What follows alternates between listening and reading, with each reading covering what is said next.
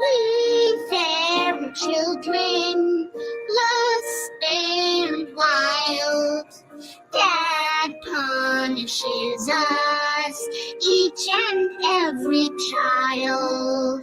But we are feral children, we thrive on chaos. Dad may try to punish us, he will never tame us. Hell in the cell, hell in the cell. It's Dad's test of outright. All kids will go in to fight. There is only one survivor. Bring a shiver, a screwdriver. Punishment is kinetic dance. Leotards moving in a trance. It's the feral children's penance, watching camel toes prance. Miami Deb is a whore. We are feral children, lost and wild. Dad punishes us, each and every child. But we are feral children, we thrive on chaos. Dad may try to punish us, he will never tame us. Miami Deb is a fucking whore. Hell in the cell, hell in the cell. Test of out might. All kids will go in to fight. There is only one survivor. Bring a shiver, a screwdriver. Punishment is kinetic dance. Leotards moving in a trance. It's the feral children's penance, watching camel toes prance. Mommy fucking Deb is a goddamn whore. But we are feral children, we thrive on chaos.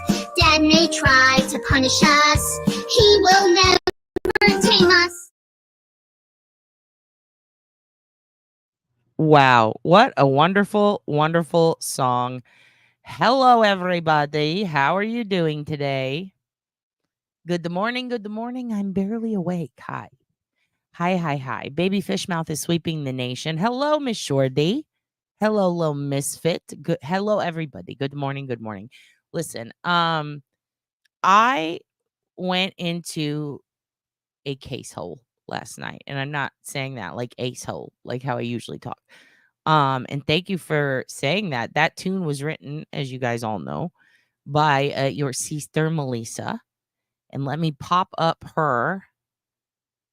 Here you go. If you want to go visit her channel where she puts all these hilarious songs, you should be scrolling across the bottom right there. How are you guys doing today? We all having a good morning? Did we get enough sleep? Are we cranky? Have some of us not gone to bed yet? I know that that's usually the case for a few you fuckers. You guys are crazy.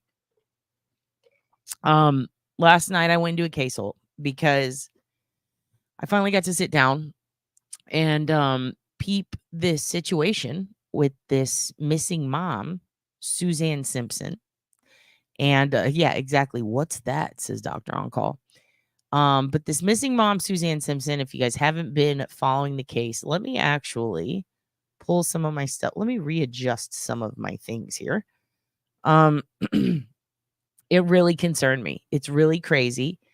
I was the most astounded by, okay, here's the thing. I saw some of it on the news and I just knew it was in San Antonio. I didn't know exactly where, but I saw Almost Park and I thought, oh, well, that's weird because some of the biggest cases lately seem to have been places that I've formerly lived. One of them, like Lena Sardar Kill, lived right there. One of them was the Soto case, not Madeline, but Savannah, lived right there.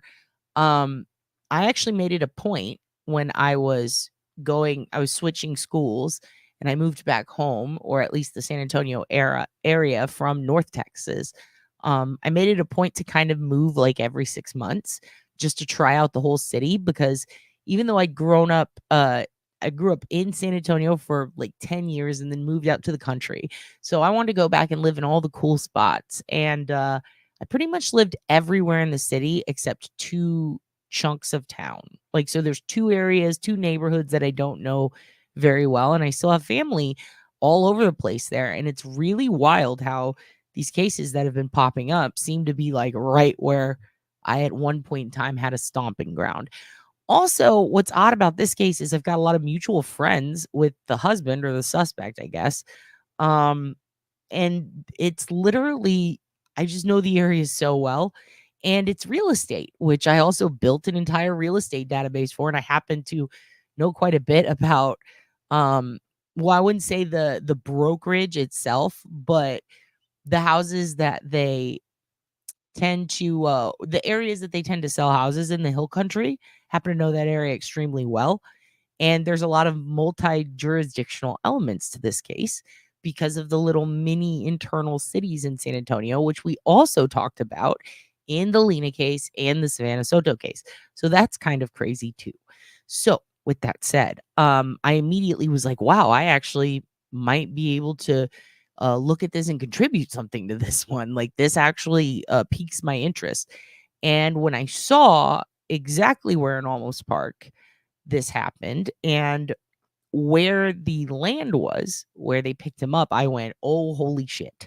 I have a lot of thoughts on this. So I started watching everything. I watched Grizzly. I watched all of the news networks. I watched everybody covering it. And I went, okay, let's take a couple hours. Let's chug some coffee. I popped out my own espresso machine for this. I did about 10 shots, which we used to call it John Wayne when I worked at Starbucks. And actually I worked at the Starbucks right by Almost Park. And I just have so many thoughts on this case. What's also really weird about this one is like two of my best friends live right by that area. So, where he was picked up out in Bandera. So this is very strange to me. I also have been looking up a lot of property records in both areas for another case. Simultaneously, this exact area where this woman went missing, another woman went missing, and her husband was responsible for it about 30 years ago in San Antonio. So I find it very strange. But after checking that out, I started looking online at everything I could find for this, all of the open source intelligence that's available, all the public records that's available, and all of the updates that I could find. And then I started kind of surveying the maps and looking at everything that we've talked about before in the past: live cams, traffic cams, police reports, land records, stuff like that. And I figured let's just take I want to do an hour tops. So I'm sorry if I'm not super active in the chat today, but I just need to dispel all of these thoughts from my body and then we'll be fine. And then we can goof around and talk. But I do want to, please forgive me.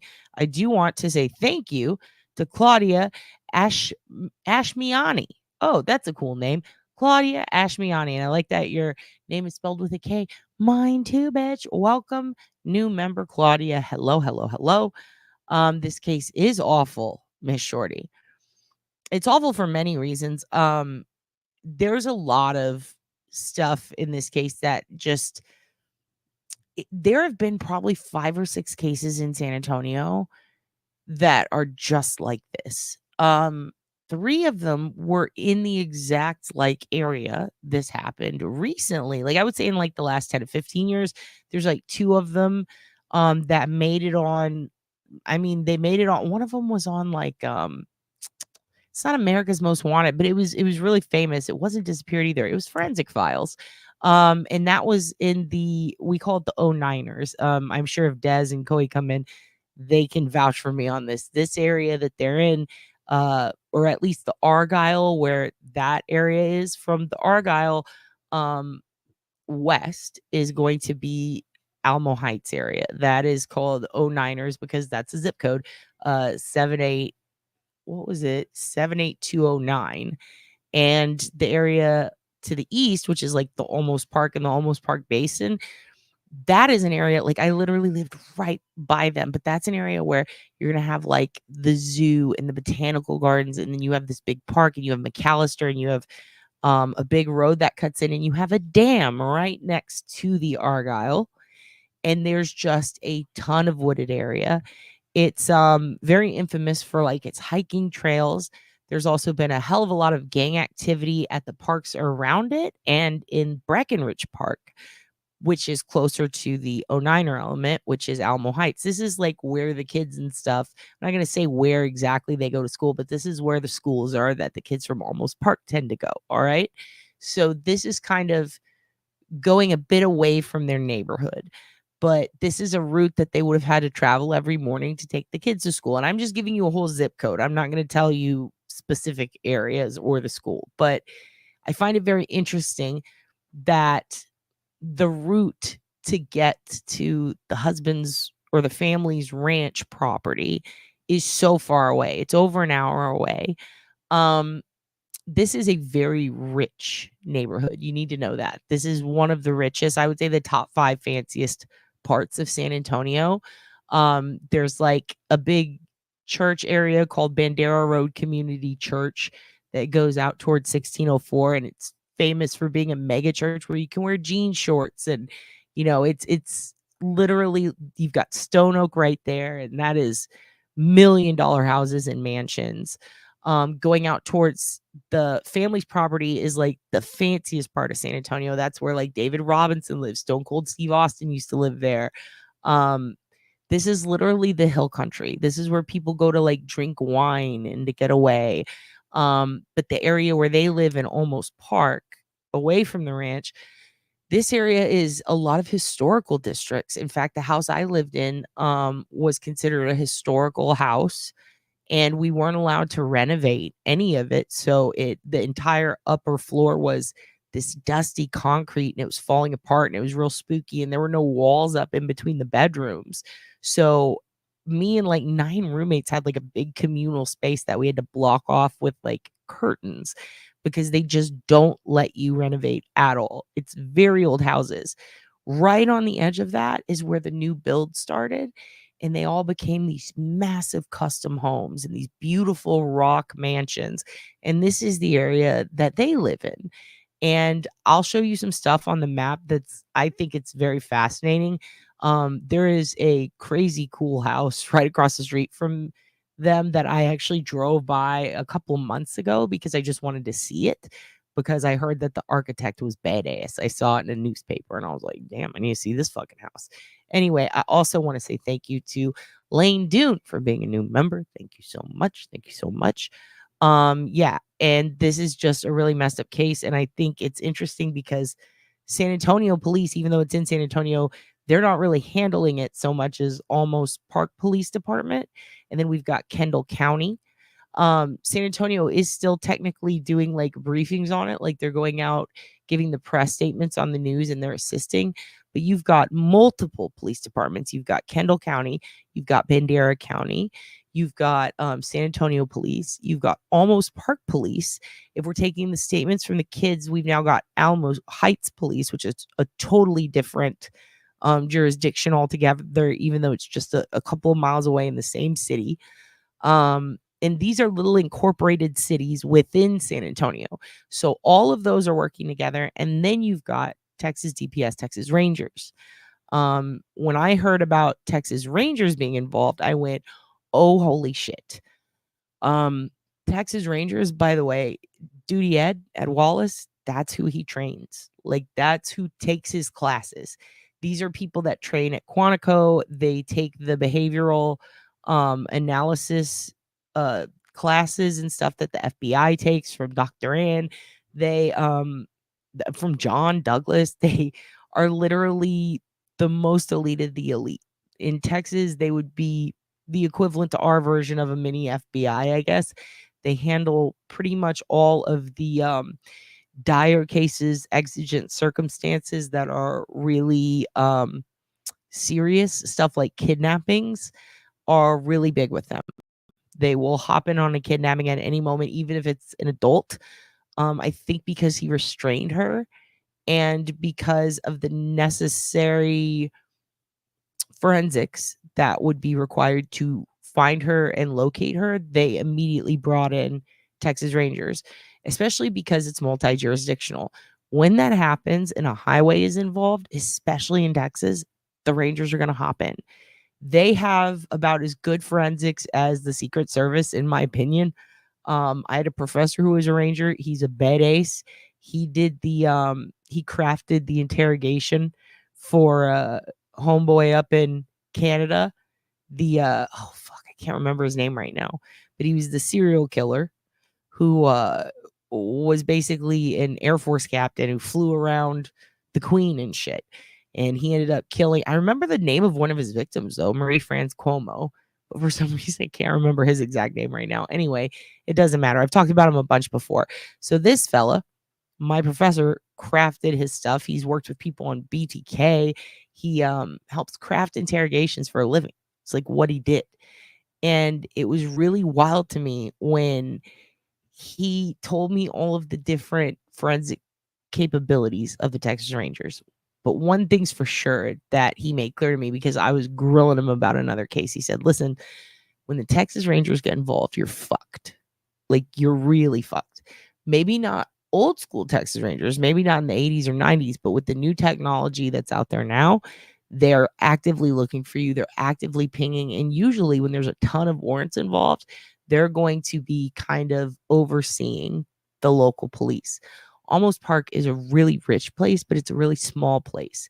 I don't think that they have the investigational capabilities that are required for an active this person could be dead, we only have a limited amount of time. Like, they're just it's kind of, I mean, they're not a bad police department by any means. It's just they don't have the forensic capabilities needed like the Texas Rangers have. So to see them involved, that something's happening and it's dire. That's all I know. I'm gonna go through some of your questions and say some highs, and then we're gonna get into this. I'm gonna show you some stuff. And before we even do that, I want to show you a news story that is extremely concerning to me. And it's just, actually, I want to show you two of them. Let me pull this up.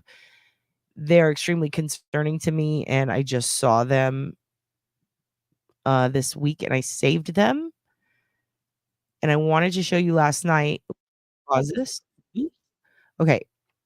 But last night, I have to tell you guys this. I'm gonna go through your stuff as I tell you this. But basically, I went to go edit my boyfriend doxing himself out of the end of the video, and then I accidentally hit something and it said save new. So it's making me save a whole new version of the video, and I'm like, blasted. So then I thought, well, it's fine. I'll put it back up, but I'll make it fun. Since we're losing the chat, I'll throw in some stuff that's, a little more eye catching. I don't know. I'll throw in a treat for you, but it's gonna be back up soon. So if you've already seen it, you can just ignore it. I do plan on compiling all the Garth stuff together into one video so that you don't have to listen to my face for an hour to get to the gabagool. You feel me? All right, let's go down, and then I'm going to show you these crazy news stories that are happening right now. And then we are going to talk about Suzanne Simpson. So Miss Shorty says she's at work. She's falling asleep standing up. Thank goodness you went live to wake me up. Good morning. Wake up, beach. This case is awful. Good morning, Angela. Good morning, baby fish mouth. Insomnia. Low Misfit says, oh, I don't blame you. Insomnia is a beach. I was actually going to send you Grizzly's first coverage of this case yesterday, but I thought your inbox is so full enough, so I didn't. Thank you so much. And I did watch it.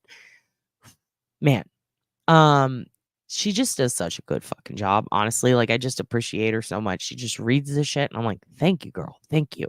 I'm not gonna do the whole, actually, I think I put it in the description already. I did link it. I highly recommend going to watch her coverage if you want to see the full affidavit. I'm gonna give you a rundown of it so that I can just get to the stuff that I think is relevant and clarify some things. And if she wants to talk to me about any of the area, I'm sure she'll see this, or I can like send it to her or something and be like, yo, just so you know, these are some things about the area, but I think she's pretty much got it on lock. I just want to give some perspective because there's some interesting spots in there that I'm a little concerned about. As far as in the case, in the situation, as far as that goes. This isn't the woman they found in the suitcase, is it? No, it is not. Hi, Mia and Angela. Hello. Morning, DOC and Angela, everybody. Imagine if I was Gray Hughes, I'd be like, don't fucking say hi to each other. I'm so sorry. Horrible, saw a report and was stunned. Yeah. It's pretty crazy. And that guy has some fucking balls on him doing that shit in that neighborhood because everybody has a ring cam. And yeah, I have a lot to say about that. We'll get there. So glad you're doing this. I was just starting to look into it. Yeah, I was like, I don't need more on my plate right now. But then I saw it and was like, oh shit, I used to walk my dog right there. Like, this is just crazy. All I'm going to say is I'm in Converse. Okay, Amy. So you know this area. Judson, Converse, all that area. You know exactly. And also, this is the area where, I mean, not almost, but kind of where you are, Judson and all that. Pretty much all the way out to what, Live Oak. This is the area where Heidi Seaman happened. This is the area where the imposter happened. Technically, it is, if you spread out a little north, there's Lena. If you go a little northwest, there's Savannah. Like, this is just a good carved chunk out of the central all the way to the north and then the east side of San Antonio. And it's just, well, wait, I'm thinking of it I'm looking at the city from a very specific perspective, and I'm realizing south is this way. So northwest, sorry. Yes, there you go. I'm in Austin, so it's all flipped. But yes, Converse, you're very close. You get the idea. There's a lot of the quarry market. There's quarries. There's, if you've ever been to Six Flags, it's just a bunch of giant rocks that kind of look like you're in Arizona, like literal cliffs and mountains. There's woods. There's, almost Basin is just, getting through that is like you're just in a bush. You're in a giant bush. That area, there's very few trails, and there's a lot of places where you can pop out and there's no cameras and just pick someone up. And part of me wonders if he did something there. She didn't return back to the house, obviously, because they found something in those woods, right? And I do wonder if he dragged her to a pickup spot. Those are my thoughts. But let's keep going. Lane Dune, hello, thank you for being a new member. Baby Fishmouth says, Jorts. Is this a case where you see the wife in a black dress walking? She's in a blue dress walking, I believe, and she has tanned high heel, like cloggy sandal shoes. Thought of you when I saw this and thought, OB will know what to. Oh my God. The amount of, this guy's fucked. It doesn't surprise me. He's on a 2 million bond, but it will surprise me if he doesn't bond out, because he's very rich. He's also financially fucked. And I have some records that I pulled that I saw some financial stuff I'm going to show you guys in San Antonio Express News, which is honestly stellar reporting. There are some weird connections on his friends list and hers that trip me out. There's some interesting things that I noticed about him, and he has a hell of a financial fucked up background. Like, it's just crazy. But he also hired a lawyer once that got him out of a major, major financial crisis. And that lawyer, we literally have buildings named after that guy's family.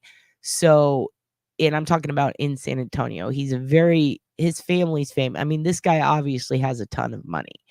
But he also has a ton of debt. And we all know that debt can be a big stressor. I'm not going to presume that that's what's going on, but I'd be surprised if that didn't play a role.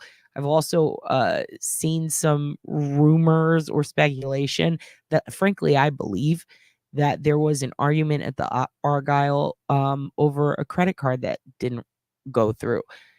Totally believe it now after seeing the amount of credit card companies that have sued this fucking guy. Also, the amount of times they've mortgaged and refinanced a home that's damn near $1 million. There's a lot of property that they run through their real estate company. By the way, Nick's Real Estate, it's a brokerage, it's a firm, whatever. That's like, he owns Nick's, like he owns part of it, like it's his LLC. So and he also has family that are realtors. I do believe this is a family business, and it's mostly his family and then her. A lot of their properties are still up, like they're not sold. A lot of them. This house, I believe that they're in, either had some renovation done to it or they had to refinance a mortgage to get it. But their old house is, I believe it's a current build. They've got a new build of this boxy, bougie, fancy house in San Marcos that's currently under construction that looks like a duplicate of all the ones around it. And it's just very expensive in a college town. And I don't think people are wanting to bite. It feels like they're pushing the rates or the prices of what they're selling up a bit high for the market value. And with the amount of mortgages, loans, refinances on record just for him and her alone as a couple, and just him, it's kind of astounding. And it feels to me like either she's keeping their head above water, or maybe he was spending too much. It just feels to me, it reeks of she's making the money and he's losing a lot of it. That's what it looks like to me. I also found it kind of wild that they had this home, very fancy, very expensive. It looks like over $1 million was put into it total. At least that's what they were hoping the valuation would be on it. The lifetime valuation, it ended up being like 480,000 or something. Like, these are issues. These are issues. This is what do you call it when you're treading water? And it's very concerning. I do wonder if, I mean, it's definitely him. It's not something that's not even a presumption, is absolutely him, because he's being sued by all these companies. So, or has been sued, and he had to settle. He got a really good lawyer for probably the worst of the instances, and that guy got him off. But let's be honest here. He's very well off. He went to school in the area. He knows a lot of people. I believe she did too. She has a ton of friends. It seems like they are bad bitches. Like, it feels like these are, the Babysitters Club. Like, these chicks are gonna fucking ride or die for their homie, and I appreciate it. And I love how they're refusing to back down, and I love how they're insisting on searching, even though the cops won't let them. And there's a pretty good reason why the cops won't let them. To be honest, I saw a lot of people going, "Oh, typical, don't let them." But that is a shitty area, Almost Basin, and there's a big ass dam, and it's really scary. And I don't mean scary like, oh, it's a shitty area, it's a bad neighborhood, you'll get stabbed or something like that. No, no, no. It's literally all bramble and stickers and thicket and snakes, and it's just not safe. And there's a shitload of coyotes. So it's just not a safe place in general for a bunch of people to be walking beyond the trail. And it sounds to me like he didn't do anything to her on a trail so much as in the bush. So it kind of makes sense, especially if they're using drone technology, if they're using scent dogs, and you have a bunch of people walking through getting their scent in the area. It's not going to be helpful to them. It seems like they picked up 2 items in those woods. Here's the thing. Before we get into all of this, I'm already getting too deep. Let me show you the shit I wanted to show you. And I'm going to be going through your comments as I play 2 news articles before we get started, and news reports. One of them I want to play specifically because it is about a manhunt for a spooky dooky dude. And if you see them, I want you to call them in. So I'm going to share you that one. And then the other one is about a situation with 23andMe that I want you to be aware of, because we talk a lot about genetic genealogy and shit like that on this channel. So I'm going to play those news reports for you. We'll get your thoughts, and then we'll move on, and I'll show you the Suzanne stuff, okay? So let's go ahead and get started. And I'm going to click through your comments and show them on the screen, and I'll star any that I want to respond to. And we're fucking doing it. We're doing it live. All right, let's go.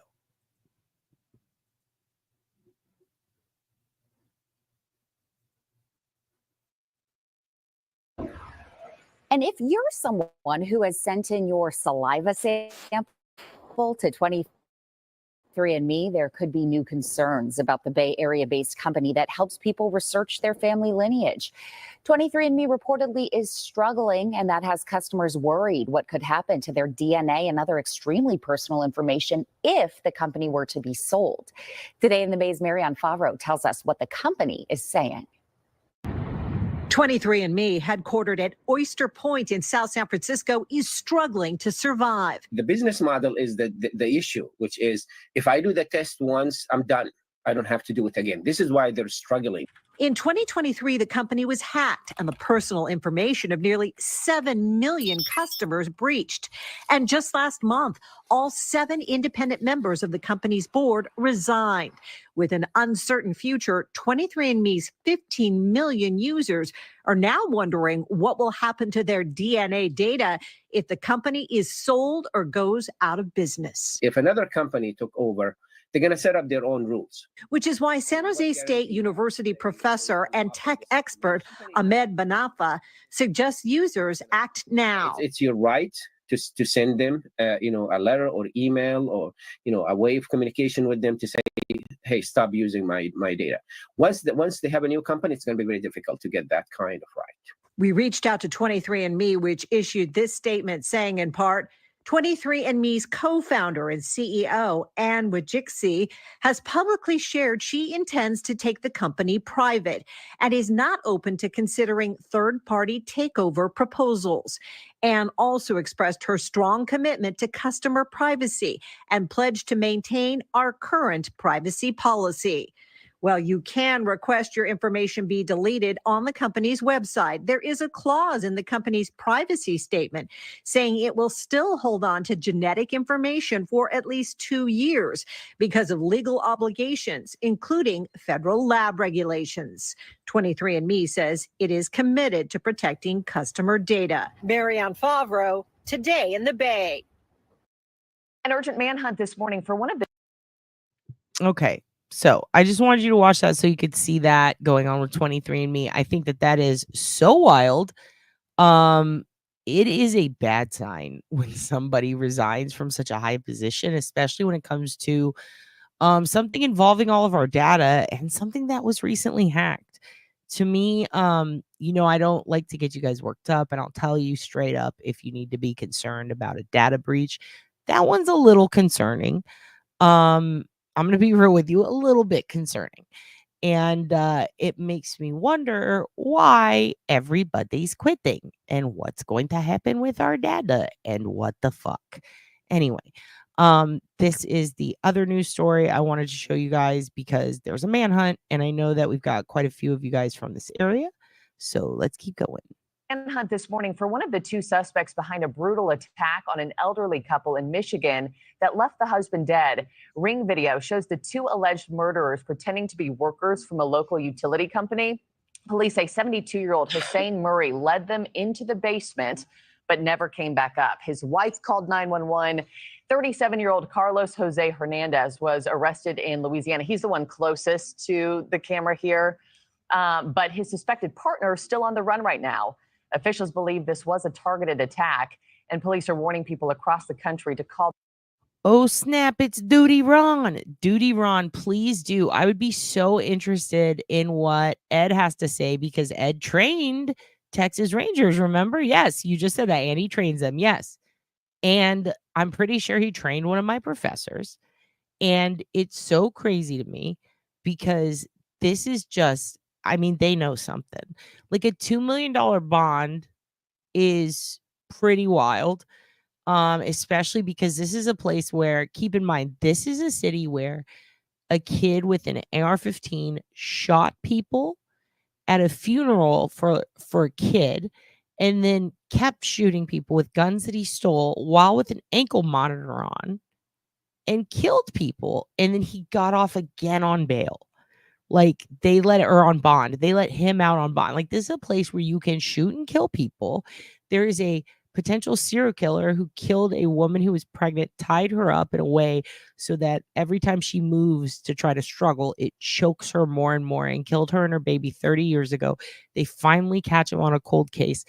And this is the area where they just release him on bond. So for them to hold a guy on a bond that extreme, A, they know he has money, in my opinion, and B, they know something. They know something that makes them go, oh shit, this is the guy. We just don't have enough to keep him, which is why I think that it's just so high. And the charges, I've seen plenty of people with the same charges, be out of jail in the morning, like on the news every day. There's a guy who chopped a woman up with a machete and he was out quicker than this guy. Like, this guy, they know something. I think it has to do with the multi-jurisdictional element of it, especially him crossing over into the hill country and back and forth. The kids, I think they definitely have footage of her getting attacked. Otherwise, I don't know that they would have charged him with the stuff that they did based on just witness testimony. They definitely have more. Anyway, I'm super interested in what you have to say. And even Grizzly was saying, and this is pretty much, honestly, it's all Grizzly's fault. This is what made me make the video, aside from me going, oh shit, I know this place like the back of my hand. It was her saying, I wish more people would cover this. So I definitely think you should cover it. I would love to see that. And I'd love to see Melanie cover it so she could work through this, the probable cause and the affidavit, all that shit for me, because some of it can be a little intense. I to get ready for the Derby and get my car up on the trailer. Oh yeah, I forgot. I'm not reading these right now. I'm clicking through them, but I did want to say hi to Dodie Ron because he does have to go. Also, I did see some comments up here that I'm going to definitely come back to, especially this Afghanistan one. We're going to do an episode with you, Miss Jessica, because this is fascinating. Also, I don't know that they found her shoes. They found 2 articles that they said. They articles of something. They said items. At one point they said articles, but they didn't say like of clothing. They just found 2 things that are articles of interest. That's what they called it. So who knows what that is? I'm thinking they could be her shoes. They did say if you've seen her with or without her shoes, which makes me think that they're looking for people who spotted her or sightings of her prior to the attack. So between the Argyle attack, by the way, there were 2 attacks. There was one at the Argyle and one at home. So I think they're looking for anybody who spotted anything between then. And then I think they're looking for anybody who spotted anything after they went into the woods. And we'll go through that shortly. But yeah, I don't know for sure her shoes. Also, thank you, Rabbit. You're doing such a good job. Thank you, thank you, thank you. All right, let's keep going with this other search for another suspect because people are bad sometimes. Their utility company before letting workers inside. Let's bring I'm back actually going to start it over because I went on too long of a rant and I don't want you guys to lose the whole substance of it all. the 2 suspects behind a brutal attack on an elderly couple in Michigan that left the husband dead. Ring video shows the 2 alleged murderers pretending to be workers from a local utility company. Police say 72-year-old Hussein Murray led them into the basement, but never came back up. His wife called 911. 37-year-old Carlos Jose Hernandez was arrested in Louisiana. He's the one closest to the camera here, but his suspected partner is still on the run right now. Officials believe this was a targeted attack, and police are warning people across the country to call their utility company before letting workers inside. Let's bring back News Nation national security contributor Tracy Walder. Tracy, welcome back. You know, the guy who rings the doorbell, I mean, he was caught this weekend. From what I've seen of this video, you never really get a good. By the way, sorry to interrupt again, but seriously, guys, this is what I'm talking about when I'm talking about jugging shit. Like when we talked about jugging the other night and people that are like casing houses and stuff like that. That's one of the reasons I want to play this for you, because look at how serious these dudes took it. Look at this. This guy, first of all, that is definitely, what is that? Is it a gang tattoo or some, that looks like a tattoo a girl would get on her ankle. Anyway, look at this. He's got the vests. He's got the clipboard. He's even, why is he wearing, here's what I would ask. You're in Michigan, right? It's 2024. Nobody wears a shit anymore. All right. When I see somebody doing this and someone facing the opposite way, that is a sure sign. And they didn't point that out on this, which bothers me. Why would a worker be facing the opposite way with their back to you? And why would the lights on this vehicle be on? If you're a worker and you're here to do work, your lights go off, right? These lights are on. That makes me think there could be a driver in there. Here's another thing. Why are you facing away, sir? That's a lookout. It's very obvious. Anytime you see one person looking at the camera and one looking away, do not answer. Call 911 immediately, especially if you don't recognize them, and especially if you see a running car in the driveway. Now, this is an elderly couple. They likely didn't know that, but that's why I'm telling you, because if you don't know that, these are tells. These are definitely tells. He's got a mask on and COVID is over. He is facing the opposite way and there are lights on in that car. This is very concerning, especially because look at how dark it is outside. When have you ever had anybody from the, I mean, if your electricity goes off, these motherfuckers don't even answer the phone in the day. Why would they be there at night? Now, again, I'm not blaming the couple at all. I'm just saying this so that you know the logic around this and why I think this is a tell. There are 4 concerning things. Nighttime, car on, guy looking away, guy with mask. Just remember this. If you see any of these and you don't recognize them, or hell, even if you don't notice shit like this, but you just don't know these people, don't let them in, okay? And police are warning people across the country to call their utility company before letting workers inside. Let's bring back News Nation national security contributor Tracy Walder. Tracy, welcome back. You know, the guy who rings the doorbell, I mean, he was caught this weekend. From what I've seen of this video, you never really get a good look at the other guy's face, and it's been days now. He could be anywhere. Right. You're absolutely right. It's good to see you again, Marky. He really could be anywhere. And if you think about it, Mr. Hernandez was caught less than 24 hours after this crime down in Louisiana. That's about a 17, 18-hour drive. And so that's how far he got that quickly. So the other suspect truly could be anywhere. However, my guess is that he is probably going south and was with Mr. Hernandez at least part of that drive. Do you think authorities' best chance of catching him is, you know, the other guy ratting him out, or what information do you think they have on the other suspect? So I think a couple different things. I think the good news is in this crime, however horrific it was, they do have probably a lot of video evidence, and that I am assuming a lot of those houses around the housing development had Ring cameras and videos. And so they probably or may have been able to get a look at of that suspect on his way out. Also, they probably got either toll camera or other kinds of camera of the vehicle traveling south into Louisiana. And so they may be sort of backing up his journey and retracing those steps to see where the other suspect may have separated. Well, I keep thinking about that. Here's another reason I wanted to show you this. Going towards Louisiana, okay, from where they were, this is concerning. The main highway that goes through Louisiana can give you two different routes. Do you think they're going to go towards Florida? I don't think so, not with all the hurricane devastation. If they go to Georgia, if they go anywhere else, even Alabama, like kind of what's the point, right? You're just in those states. If you go to Texas, what are you close to? That's fucking right. You're close to the border, friend. Now, a natural next step for these motherfuckers is probably going to be Houston.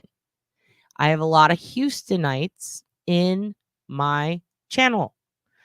I want you guys to be on the lookout for this fat fuck. All right. Now, here's another tell that I just noticed that I did not notice before. Look at his. Let me see if I can back it up. Look at this thing. That is in a bag, you guys. This is one of those lanyard bags, right? Pay attention to what color your local utility companies are, you know, your local utility companies, what do they wear? When a worker comes over, what do they wear? What does their lanyard look like? Do they have a lanyard? Do you see anything different in what these guys are wearing versus what they're wearing? Now, you might not think to do that. But now that you've seen this, maybe do it. Maybe go out and say, what does the city of whatever I'm in wear? So this is very interesting.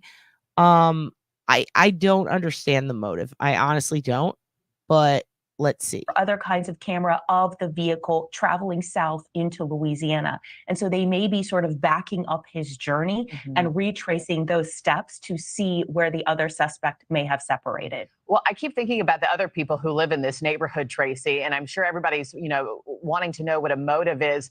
I know the victim is an owner of a pawn shop in Hamtramck, Michigan. You think that has something to do with his murder? I do. I think based on this crime, the fact that this was their second time coming back to the home in 2 days to try to gain access does tell me that they had probably followed this individual to and from work, learned his habits, and learned that he may This lady's wicked smart, by the way. have jewelry or other items from his pawn store on him and targeted this home. But it is incredibly brazen, in my opinion. Yeah, and talk about the measures they went to, Tracy. I mean, to even get into the house dressing like utility workers, they carried this clipboard. They even had a DTE placard, you know, placed on the truck. How much thought and planning does it This take? is another great point. Look at that. Gloves, major red flags. Now, if it were freezing outside, wouldn't be a major red flag, right? But what are we in October? I mean, is it glove weather? I don't know. I don't To think pull off so. a crime like this? I think this was actually being planned for quite You know some what? time. Good point, little misfit. But they're utility workers who are going into people's homes. I do wonder if they were autoimmune, if they would be doing this job. You know what I mean? Where they have to go into a lot of strangers' homes. But that is a good point. Also, I live in San Antonio, but I used to live in New York in 95. And I always yell through the door. Yep, pretty much. San Antonio is also, man, it is such a massive city, dude. It's such a massive city. I don't know if people understand how big it is, but basically there are 2 roads that, or highways, if you will, that go in a complete circle around the city. There's the smaller one, and then there's the bigger one. So imagine 2 circles, a small one inside a big one. The big one, 1604, in order to go all the way around it, it takes you completely around all of San Antonio. What is it, 6 hours to travel the whole thing? And I believe 410, the smaller one inside, is 4 hours. And that's like without traffic or something. So it's a massive city. And there's so many pockets of it that still to this day are unexplored by people who've lived there for so long. But when you do live there, especially if you walk a lot or you take the bus, you're going to see a lot of different parts of it that, you might not always get to see. Like they go through all the tiny little roads and stuff. And yeah, it's just, there's so many fucking malls. There's more military bases in that city, I believe, than any other city in the US.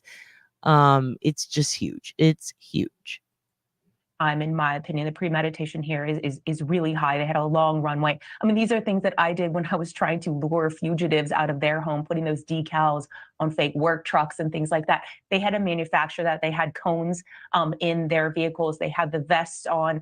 They did have what looked like DTE forms that they had clearly manufactured that you see him hold up on that Ring doorbell camera. But the one thing that they were missing were those photo IDs that identified them as DTE workers. And lastly, dude, look, another tell from Duty Ron. They don't come in a private vehicle. That's a great point. They always come in like some sort of worker truck.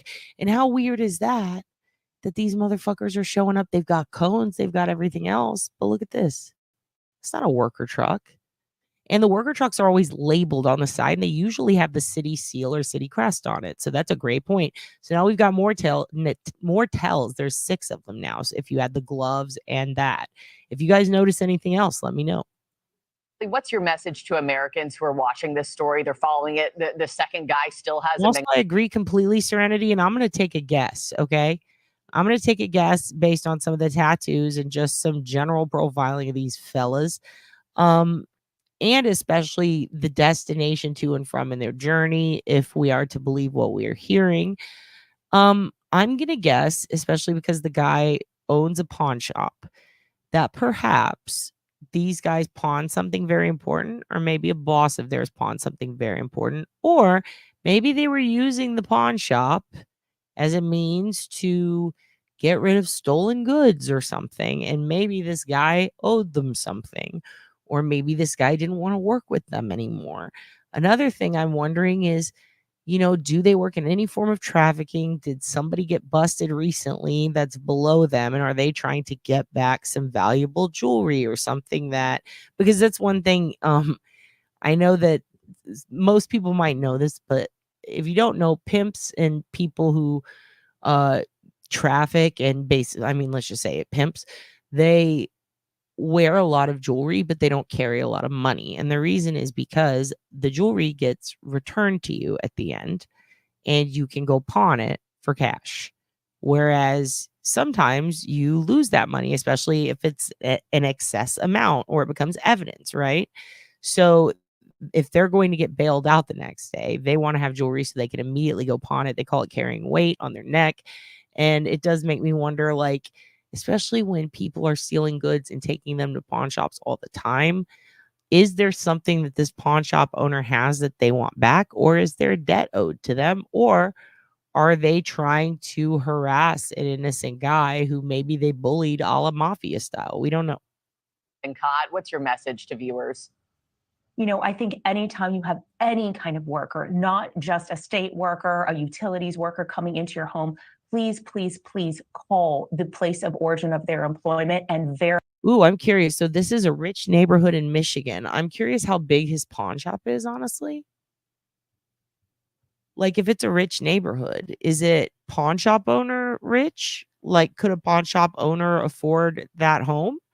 And if they couldn't, where do they get the money for that? I'm not trying to victim blame or anything. I'm just genuinely curious if we're talking about motive.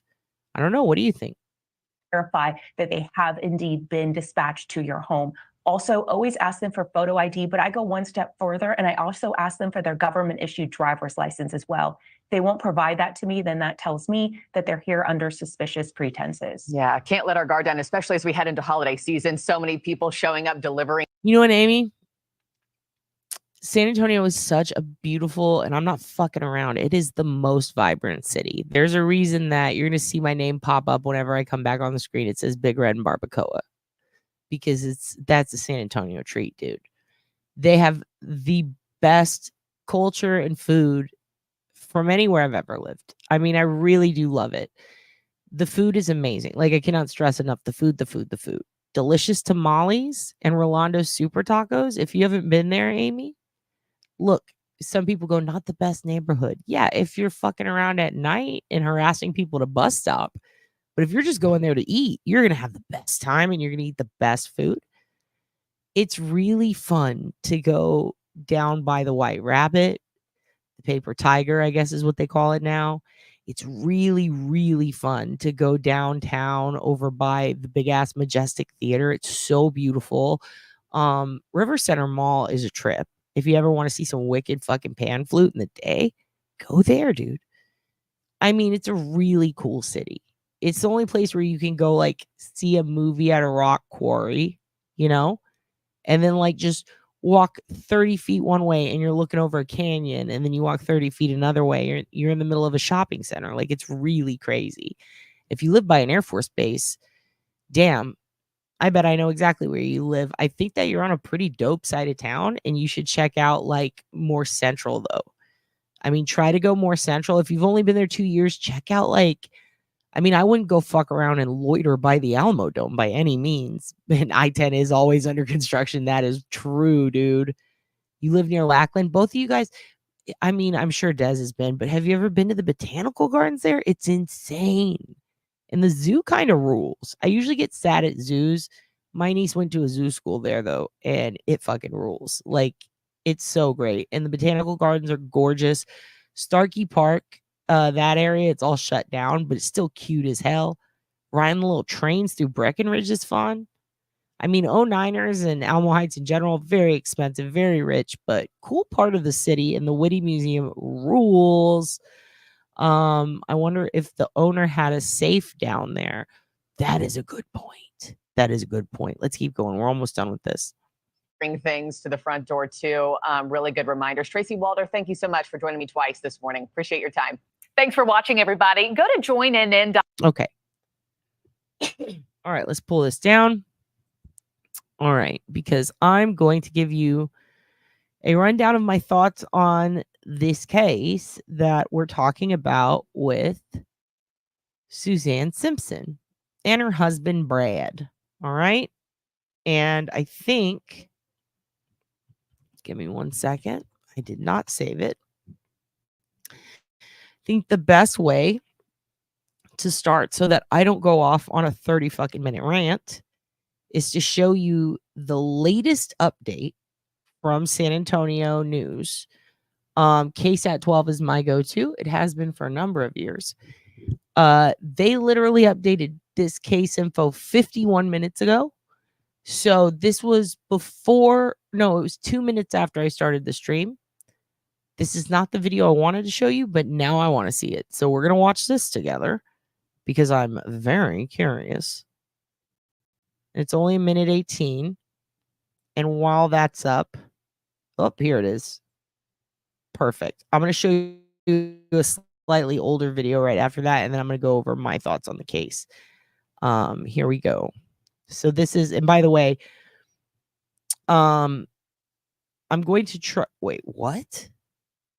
Oh, sorry. I just saw it. Somebody's like, I heard they found her. And I'm like, no, they didn't.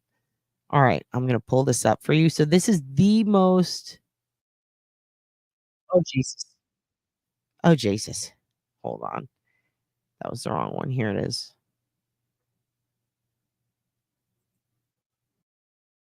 Oh, where's the newest? Oh, shit. It gave me a playlist, guys. Give me 1 second. I hate it when it does this. Okay, here. Yeah, this is it. It's super loud. I'm so sorry. Let me turn it down a little bit so I don't blow your fucking ears out. All right, here we go. Ooh, this looks sad. All right. Hope it's not bad news. Your life in the efforts to find the missing. Our top story tonight, a community coming together and putting their faith in prayer. That includes the mother of Suzanne Simpson, the missing mother of 4. Barbara Clark tells us how she and the family have been getting through it tonight after a vigil for her missing daughter. We try to be positive, try to focus on God. News 4 San Antonio's Stephanie Esquivel was there and spoke with Barbara, who tells us about the last time she talked with her daughter. Suzanne Simpson's mother, Barbara Clark, tells me she doesn't believe Suzanne is alive. Barbara tells me she communicated with Suzanne regularly, and if Suzanne were alive, she would have contacted her by now. Suzanne and I had an opportunity to talk an hour before a lot of this has happened, and I don't understand why and what happened. And I hope someday I'll be able to understand the situation. Suzanne Simpson's mother, Barbara Clark, says Suzanne called her the night she was last seen, asking Barbara to watch one of her 4 children while she went to a friend's party. Suzanne ended up changing her mind, and later that night, Barbara says Suzanne called her again to tell her about an altercation she had with her husband, 53-year-old Brad Simpson. Now, my speculation is maybe the whole thing is alcohol related, because when she got back, she called me up and told me the things that Brad had done to her physically. Barbara says that wasn't the first time Suzanne and Brad had a disagreement, and Barbara was going to ask Suzanne to leave. Well, I came up with an alternative plan for her and hope that she'd move in with me and have her little toddler go to the elementary school in my neighborhood. I never got to tell her the plan. The organizer of tonight's vigil tells me he's known both Suzanne and her husband Brad for decades and just wanted to bring their loved ones together for prayer. On the north side, Stephanie Esquivel, News 4, San Antonio. And continuing coverage now, today, Suzanne's brother-in-law, Barton Simpson, released a statement 1 week after she disappeared. It says the family is immensely grateful for the extraordinary efforts of law enforcement and extend a special thank you to the Olmo City Police Chief. They also say they're thankful for the support of the community and continue on to say, quote, as you attend church this morning, please keep Suzanne's children in your prayers. That's our top story at 10. It's officially Okay, I'm going to let this one play, but I just want to point out something real quick. The new info in this one is very new. So first we heard rumors about a fight at the Argyle, right? Then we saw like Banfield and a couple of others go on and say, oh my God, they got in a fight over this credit card situation, right? What's interesting is we have the mom saying that between the Argyle and her going missing, which she said an hour before, right? So basically they leave the Argyle after fight 1. She tells her mother, she has time to call and tell her mother once, like, I might need to have my kid go to a sleepover at your house. That's kind of a big deal, right? They've got 2 kids in the house, I believe, at that time.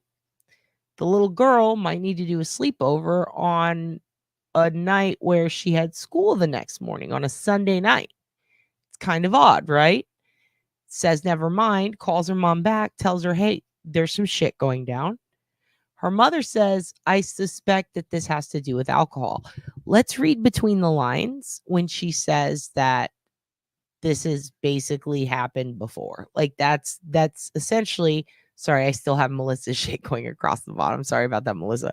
Melissa won't care. She'll be like, yes. In all seriousness, this is a mom who's saying, look, he gets drunk and does this shit. He gets drunk and he acts a fool. That's what she means by there's alcohol involved. Now we look at his picture and this is a sweaty, red Gary Busey fucking mess. This is what we mean by Texas fucking red-faced drunk, okay? This guy is a blubber puss. He's wasted. That is 100% when fights go down in a lot of situations, especially when the mom's telling us, look, this shit happens. He gets drunk. I didn't get to tell her my plan, but it was enough to where they were working out a plan. All right. He took her phone, according to the kids. If she's calling her mother, she's a victim of domestic violence. And the mother's telling the news, yo, we were working out a plan to get her out so she could come leave with me. I'm no expert, but one thing I do recall learning when we took a safe place course with the Austin police for my old real estate job, because real estate, believe it or not, can involve domestic violence, especially when you're working with a couple trying to sell a house in a divorce. These tend to be some common things that people don't really think about. You have to deal with multiple parties sometimes. Sometimes you're selling a house for a woman who just got the whole house from her angry ex-husband. These are issues that happen. This is a very dangerous time, the escape plan time in a domestic violence situation. Sometimes, I would even say oftentimes, the discovery of an escape plan being made can be the trigger. Ooh, I'm about to lose everything. Now, when you're a man who has a lot of debt and you're, in my opinion, it looks like, just speculating here, in my opinion, allegedly, if he did this, it looks like he's been mooching off a woman or bleeding her dry for a long time. She has been responsible for having to pick up a huge chunk of his debt. She's been held down by him for a long time, and he is abusing her. He's also getting wasted in public at parties, and it seems like maybe the old credit card isn't working, and that cause of fight could be a real issue. Now, one thing I know about Texas moms is they'll talk about the booze, but they're not going to bring up the money. If the credit card thing is real, it doesn't surprise me at all that the mom would glaze over that. They don't want you to know about the financial stress. It's no hate on her. That's just a Southern thing. You just don't talk about the money. But her bringing up the alcohol, big tell to me. I think that right there is the not, what do they say? It's not an excuse, it's a reason, or it's not a reason, it's whatever. This is her saying, this is what happened. He got drunk and he might have killed my daughter. Like, it's very fucking obvious to me. How obvious is it to you? Do you think that's possible? I'm going to continue and let this play through a little bit, and then I'm going to give you some of the important let's just say bullet points of this case that they might have missed. It's not an excuse, but an explanation. Absolutely. I thought it was same home invasion jewelry story. Oh, no. This is a different one now. I just want y'all to see that one because they are alerting all of America like, hey, this is a thing. And you know what?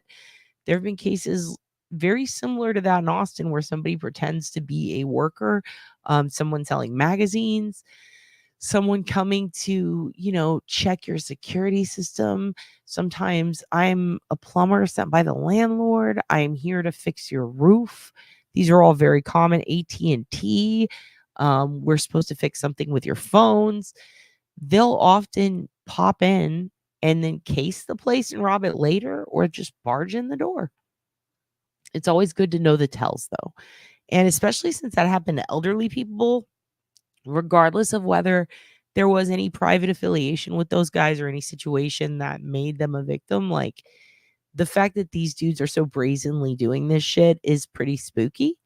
And because it involves the elderly, it's something we should know. Like, this is kind of a newish type of scam, I guess, especially coming back twice. Good morning. Good morning, Des. Good morning. We're talking San Antonio today. Good morning, Nicole. Yes, absolutely. It is the most dangerous time. Good morning, Angela. I did see some new people here. I'm going to say good morning to you guys, and then I'm going to hit play again. But I want to say hello, Claudia. Hey, you know what? I love you to death, girl. And you know what? I'm glad you got a shout out, and you got one from Rabbit too. Rabbit, you're doing a great job. Thank you so much. Need some Z's? Yes, Russell Williams. That's the guy. I remembered Marie-France Cuomo, but I couldn't remember Russell's name for some reason. Russell was such a dick. Absolutely terrible human being. And I had a professor who crafted his interrogation. Your cousin was law enforcement, or his name was Leo? or he was a Leo. It doesn't matter. He was a Texas Ranger, and that's dope as fuck, Sherilyn. Wonder if Duty Ed knows him. Also, I got my professor's first name. I need to give it to Duty Ed. I told him I was going to look it up because I believe he took Ed's class. And I want to see if he remembered him. You just remind me of that. Yes, thank you. Thank you, Sherilyn. Rabbit doing such a great job sharing everybody's links. By the way, Rabbit is my mod, and Rabbit will be sharing links to channels that we absolutely adore and that we like to give shout outs to. Kathy Castro. Hey, you're welcome, Kathy Castro. I live 10 minutes away from the Argyle in San Antonio. I appreciate your coverage. Dude, what do you think about this? It is kind of crazy that it's right there at the corner of the Almost Basin, right? Like, and the dam is right next to the Argyle. You've got so many outlets where there's no cameras whatsoever. But this guy fucked up big time. And I'll tell you how in a minute. Yes, have a cup of tea with Aunt Deb. Go visit Uncle Frank, by the way, or Uncle Francis out of the hospital.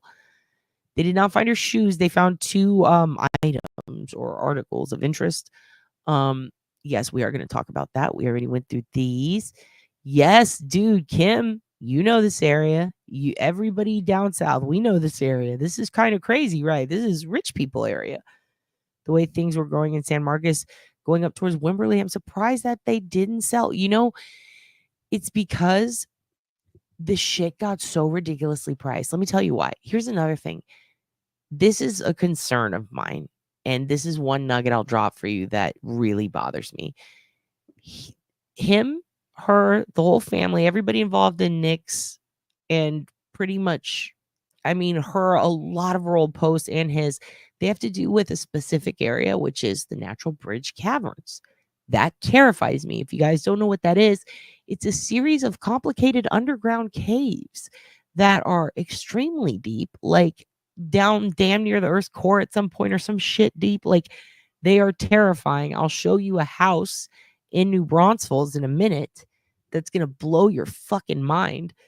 This is the type of realty that these people not only sell and work with through their brokerage, but like a lot of realtors out there do. But they have a lot of pictures like in and around properties in that area. And the one in San Marcos, I mean, right near Natural Bridge Caverns, it's a new build. So is there concrete out there? Is there wood out there?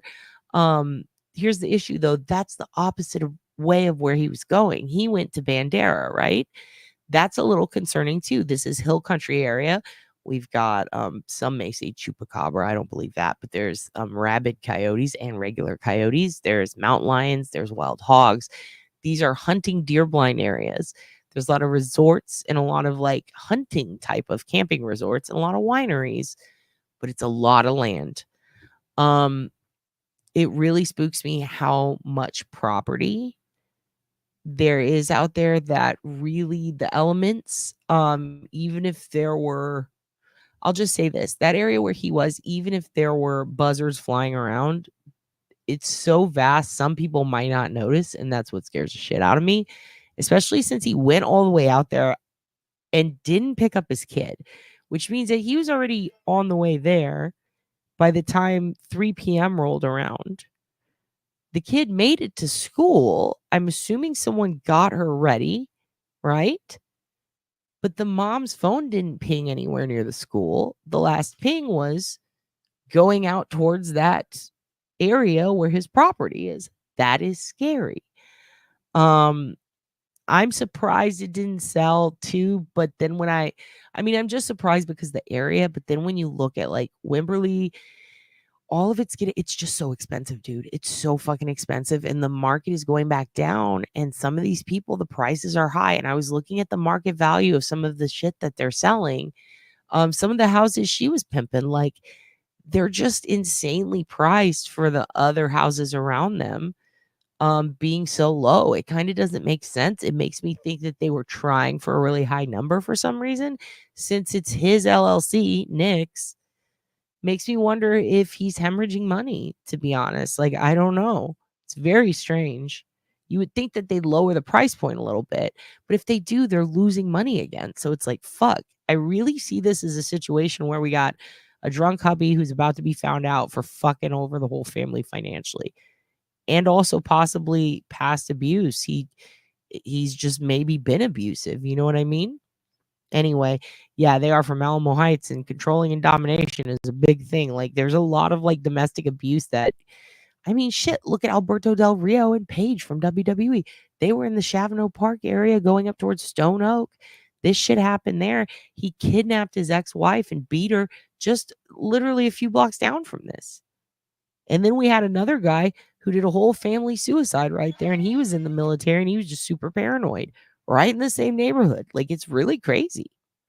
Anyway, let's get back to this, and I'll keep reading through your stuff. Little Misfit, thank you for becoming a new member. I appreciate you. Welcome to the channel. You're in a cult now. Let's keep going. It's been 1 week since Suzanne Simpson, the almost park mother of 4, went missing. And tonight, we are hearing from Suzanne's mother as family and friends gathered for a prayer vigil. KENS 5 reporter Megan Reyna joins us live now from the newsroom. So, Megan, what did her mom have to say to you? Well, she is shocked and heartbroken, and she wants to speak with Brad Simpson, Suzanne's husband, and wants to get to the bottom of what happened. But investigators say Brad is not cooperating with them. He is accused of assaulting Suzanne before she went missing. You don't think Suzanne's alive? I don't think she is because I have not heard from her. That's the only reason. Barbara Clark is relying on her faith as she tries to figure out why her daughter Suzanne Simpson is missing. She says she spoke with Suzanne the night of her disappearance, October 6th. She called me up and told me the things that Brad had done to her physically. Well, I came up with an alternative plan for her and hoped that she'd move in with me and have her little toddler go to the elementary school in my neighborhood. I never got to tell her the plan. According to Brad Simpson's arrest warrant, a neighbor reported Brad physically assaulting Suzanne and then restraining her from getting away that night. The neighbor then reported hearing screams from a wooded area nearby. Investigators say the couple's child also reported to a teacher that her parents had been fighting and that Brad hit Suzanne in the face, then took away her cell phone. It's hard to comprehend it. It's hard to believe it happened. Brad Simpson, who reported Suzanne missing a day after the fight, has been facing charges of assault and unlawful restraint. Investigators say he's not cooperating. I'd tell Brad that I would like to visit with him and ask him why. What happened? I'm shocked. I had a lot of admiration. I watched this one, I think, or one similar with the same interview with her earlier. Sorry, I had to go tinkle, you guys. This is such a sweet lady. It pisses me off so bad that he won't even talk to her. That is a huge bad sign. Like, that's a bad sign. For him? Clark says the family is doing the best they can to cope with the situation, and the support they're receiving from the community is helping as they wait for answers. It's just unlike her. She was a very positive person. She was a very pleasant person in my life, and when she was a little child. Holy shit, kind of sort of little hers. I'm gonna have to email me. I have some questions. I actually was gonna do a whole episode on that, on realtors and real estate adjacent crimes, because it is crazy how many there are. And there was one guy who was on Unsolved Mysteries who was a serial killer that started out as a rapist, and he focused on realtors. One of them he trapped in an attic, and that's where they found her, and it was very disturbing. But he also, I believe, used to go into these malls a lot, and I think he went after a kid. It's just, the amount of them. There was one in Austin, a realtor serial killer guy. It's crazy. It's really crazy. You have to be super careful in that industry now. But yeah, let's keep going. She was just such a joy. Now, I did reach out today to Almost Park Police and DPS for any. Yeah, and Amy, they did say they found 2 articles of interest, right? And they said in the reports that anybody who's seen her either with or without her shoes, that just makes me think that, like, maybe that's what she found or what they found of hers, and maybe that's what she left behind. I also do wonder if it's something with DNA on it, like blood. If not shoes, maybe a shoe, or maybe something else. I don't know. kind of update on the investigation, but I have not heard back. Brad Simpson does remain in the Bexar County Jail tonight with a $2 million bond. He has a bond hearing this Tuesday, but even if he does make bail, the U.S. Marshals have placed a hold on him, so then he will be taken into federal custody. Reporting live from the newsroom tonight, Megan Reyna, KINS 5. Live from KSAT 12, the Night Beat starts right now. Suzanne Simpson's mother talking publicly for the very first time since her daughter disappeared a week ago. Suzanne was last seen near her home in Olmos Park. Several agencies have now searched over the past week, but still have not found her. As the night team's John Paul Barajas reports, many gathered to pray tonight at a Northside church, including her family member. Oh yeah, we're going to talk about that in a minute, AB. We're going to watch like 2 more of these, and then I'm going to get into that. Ooh, it's a lot.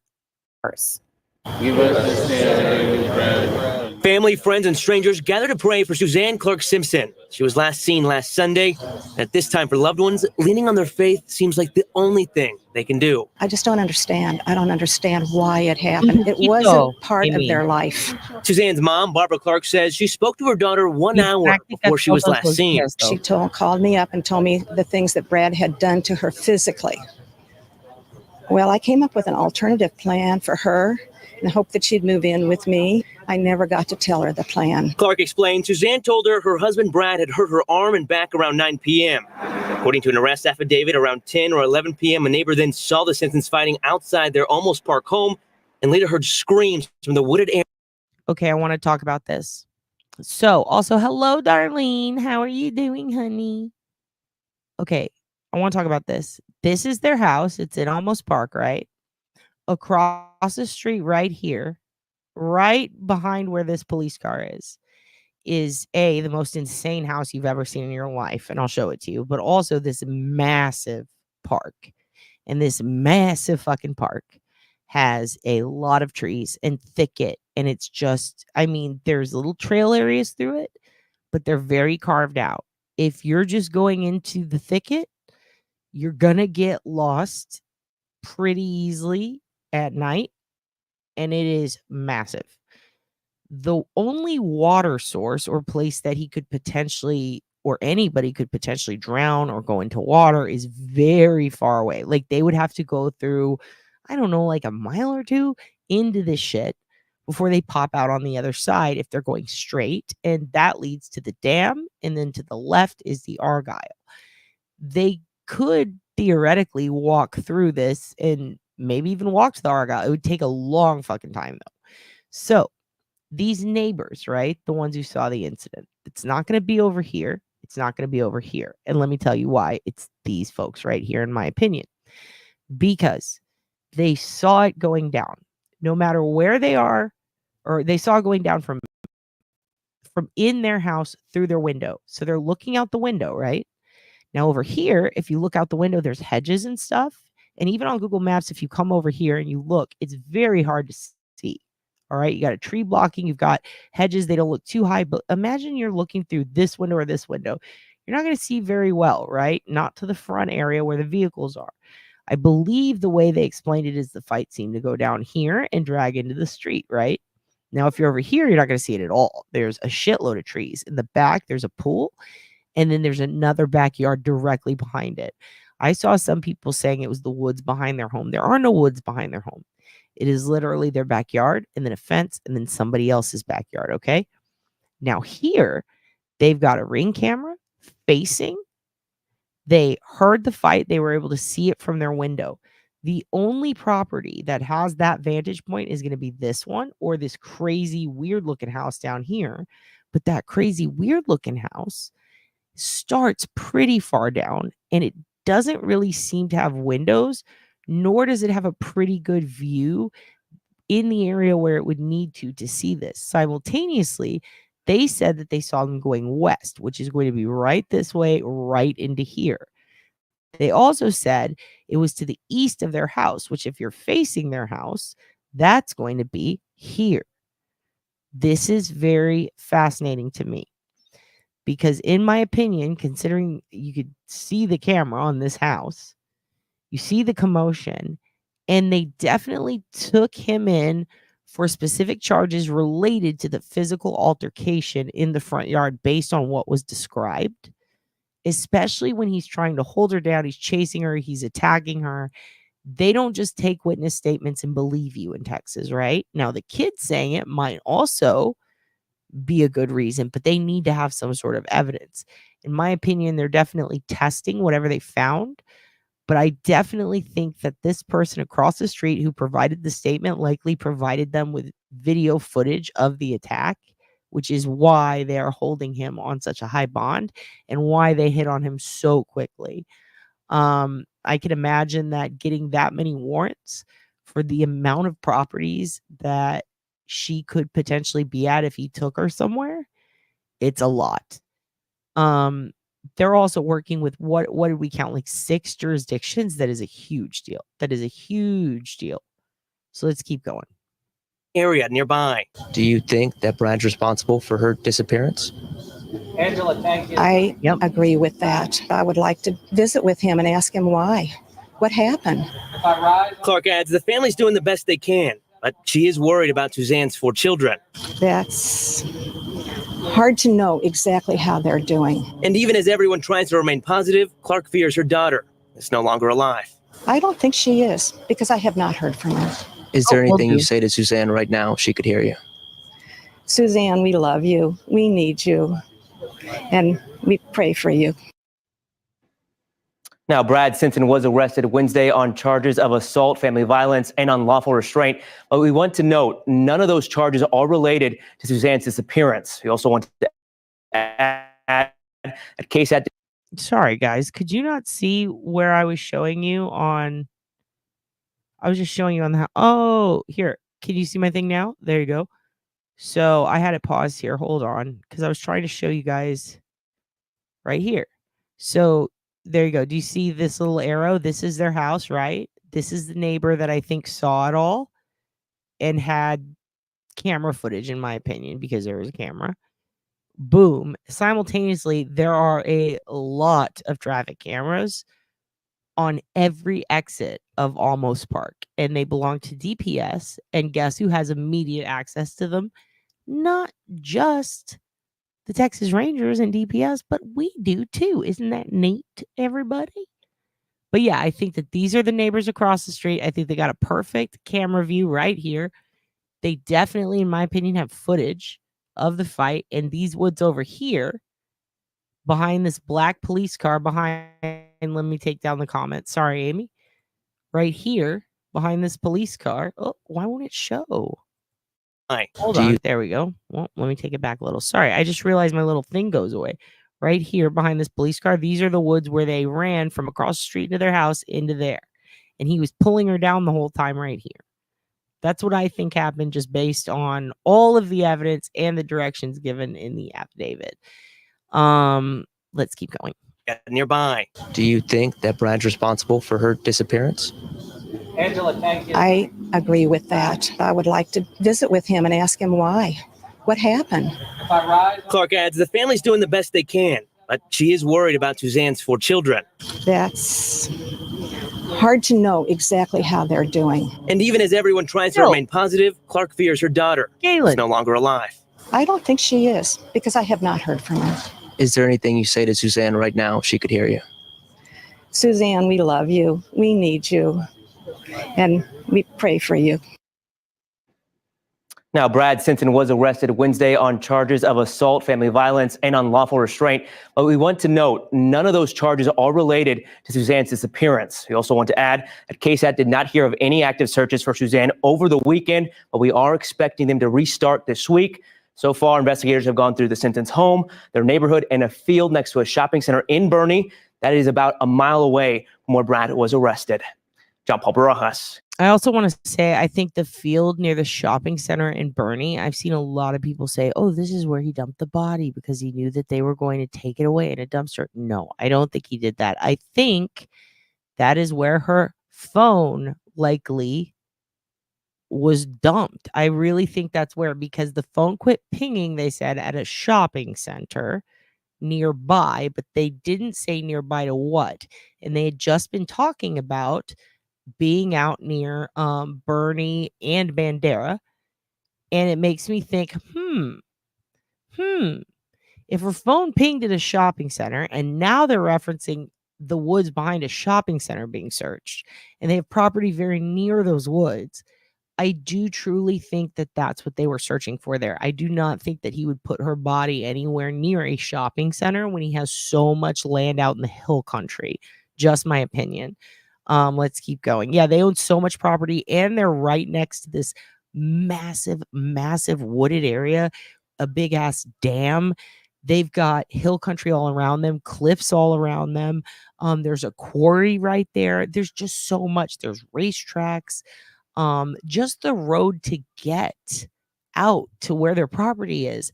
There's a million different places where one could easily hide a body. Like, I just don't think that people understand how much woods there are on just that route alone. And the lack of cameras going out that way. You will sometimes go really far. And yet Dilly actually is one of the funny, you guys keep saying Dilly is a town going out. If you go further down towards Laredo, actually, you're going to go through a place called Dilly. There's Divine. There's Hondo. I mean, there's just so many that you could go the opposite way. There's Kerrville, Fredericksburg. It's just a lot. There's so many places you could go. This specific area he's in, I mean, any country road he could just slip on down. And also, the cell service out there is kind of shitty until you get closer to the town. They live out in the hills and mountains, like hunting territory and resort territory. So it wouldn't surprise me at all if he just broke his phone in half or completely turned it off and took the battery out. I mean, hers too. He likely dumped her phone at that shopping center and then took off with her to dispose of her somewhere else. Just my opinion. Also, keep in mind, everybody I know right now is thinking October. It's cool outside. Trust me, it has been 100 degrees, 90 to 100 every day in October thus far. When she went missing until now has been one of the hottest Octobers we've ever had. It is summer weather. All right. Anybody within 2 to 3 days, it's gonna reek. All right. Hate to say that, but it's true. This is not a priority time for somebody hoping to not get caught. I do find it a little harder to believe that he would dump it in the almost basin and risk buzzards. But I can totally see him taking it out to the family land. However, he could have been surprised that they didn't find anything in almost basin, fled to the family land to prepare something. I don't know what, maybe to prepare an exit strategy, thinking it'll buy him some time. And maybe he's surprised they didn't find anything in the almost basin. I don't know, but it just seems very odd to me for him to do anything other than dump it out in the territory where he was found, in my opinion. Antonio's Darian Trotter with this week's unanswered questions. 2 big stories the past week and plenty of questions surrounding both. Let's start with that deadly dog attack that took the life of a 1-year-old child. Little Jariah Johnson was attacked by 3 pit bulls Monday at a home on Spruce Ridge Drive on the city's northeast side. 36-year-old Heather Rodriguez was babysitting but left the home and left the baby in the care of her 13-year-old daughter. That's when the dogs attacked. Following the event of the past week, we were still left with several questions regarding the case. First, a hearing still must be held to determine the fate of the dogs.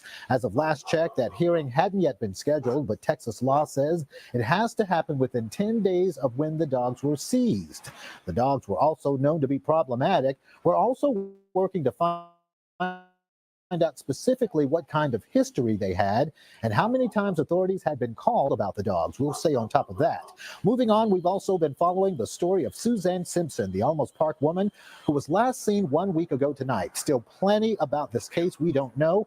Are there any new areas authorities are searching, and will there be any additional charges against Simpson's husband, Brad, who was booked into the Bexar County Jail last week? I've also been hearing from you this week. A lot of you have been asking me to look into various issues.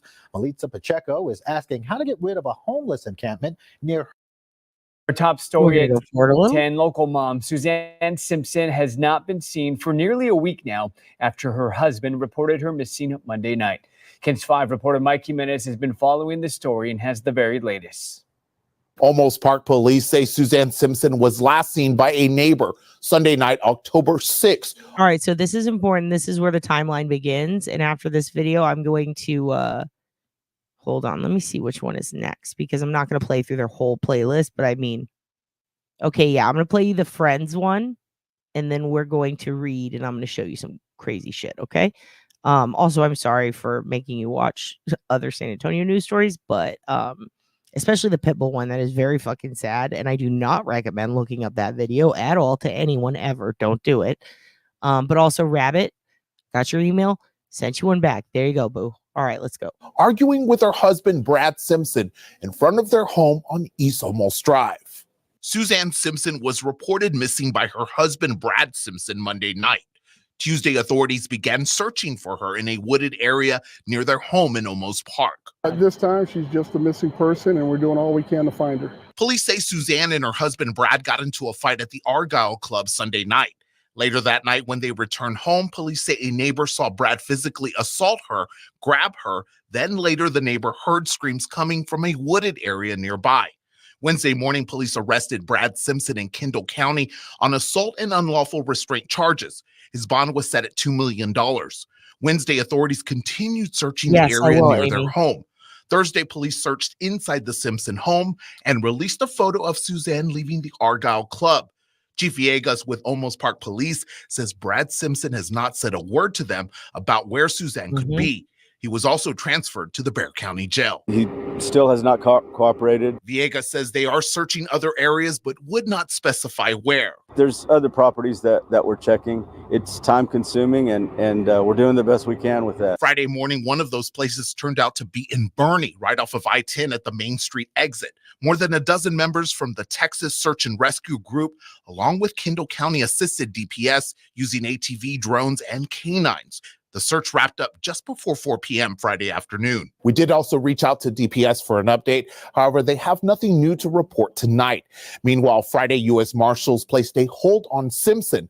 That means if he were to post bond, he would... Okay, so JB, this is a great question. The neighbor called the police, I believe, after the screams in the woods. But I also saw another report that said it was once they learned she was reported missing. I do believe Grizzly goes through that in the affidavit, but the exact timing, I just don't necessarily know that it was right away. I think it was like an hour or two after. That's a good question. I'm going to find out for you, and I'll get back to you hopefully before the end of the stream. Remain in jail until U.S. Marshals picked him up, and he would also be required to wear an ankle monitor. Mike Jimenez, KENS 5. Live from KSAT 12, the Night Beat starts right now. It has now been 6 days since Olmos Park mom Suzanne Simpson was last seen. Tonight, we have new pictures of Suzanne to share with you in hopes that someone remembers seeing her. The night team Zaria Oates has been in contact with DPS all day, who updated her about the search efforts this weekend. New pictures in from Suzanne Simpson's loved ones, hoping the photos will jog some. Yes, Amy, I was going to show you that later. Grizzly taught me that. I did not know that. And I watched her video and I learned it. And I'm going to show it to you a little bit later after these play through and we learn a little more about the case. He wants an attorney. Why do we get mad at that? Our society needs to change their mindset on this. Just my opinion. Hey, I agree with you, Coffee Cake, because here's the thing. If they have a good attorney, then when they get found guilty as fuck, that shit's not getting an appeal. They're not going to win the appeal. If their attorney did everything in their power to represent them within the full extent of the law, then they get a fair trial. And if they get a fair trial and they get found guilty, then bye-bye, you know? So I think that people see having an attorney is a bad thing when anybody is accused, or even before someone's accused, when they're just a little sus, right?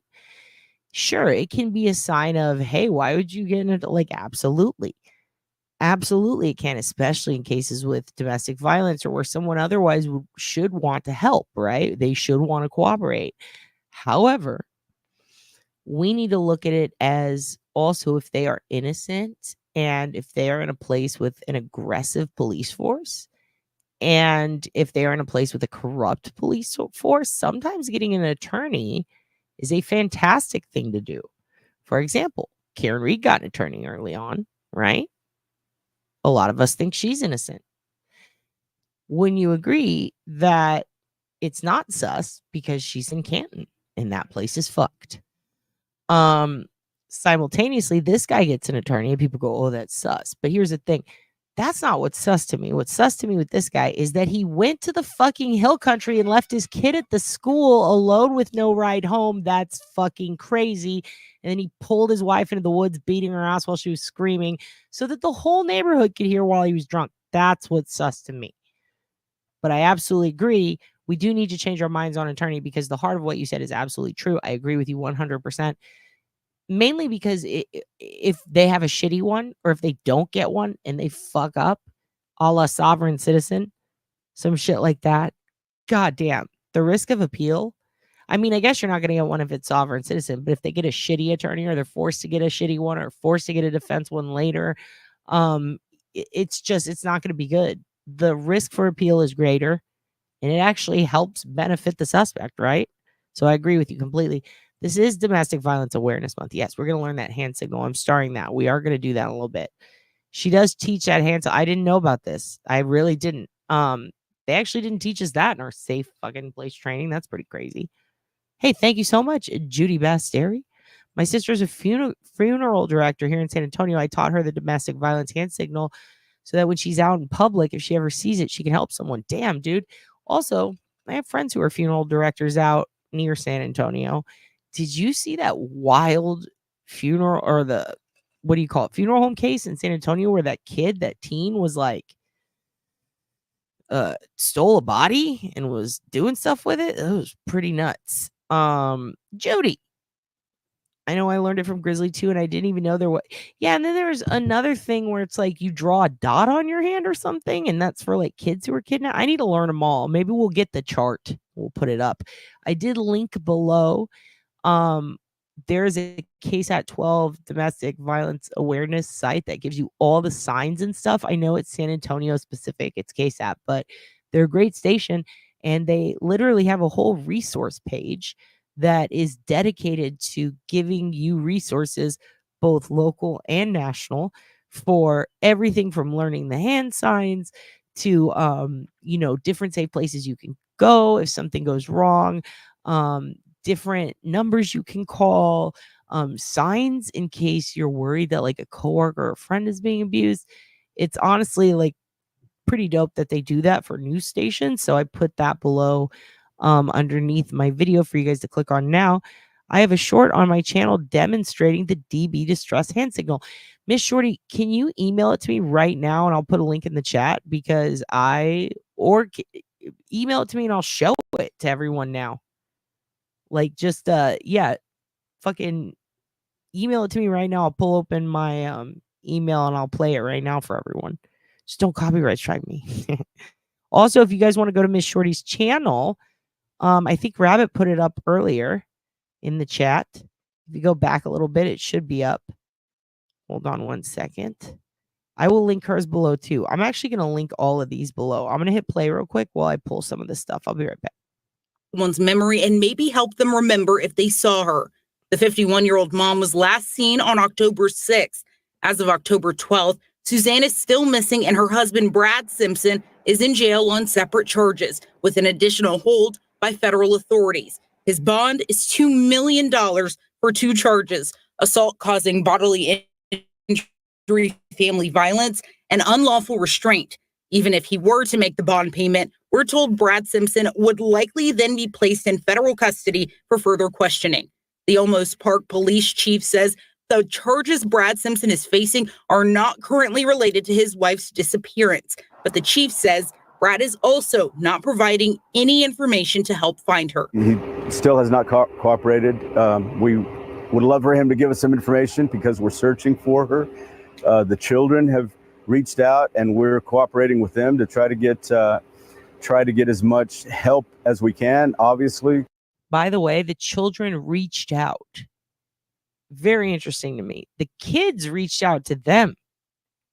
Now, according to a Facebook post from her brother-in-law, aka the suspect's brother, the kids are being taken care of.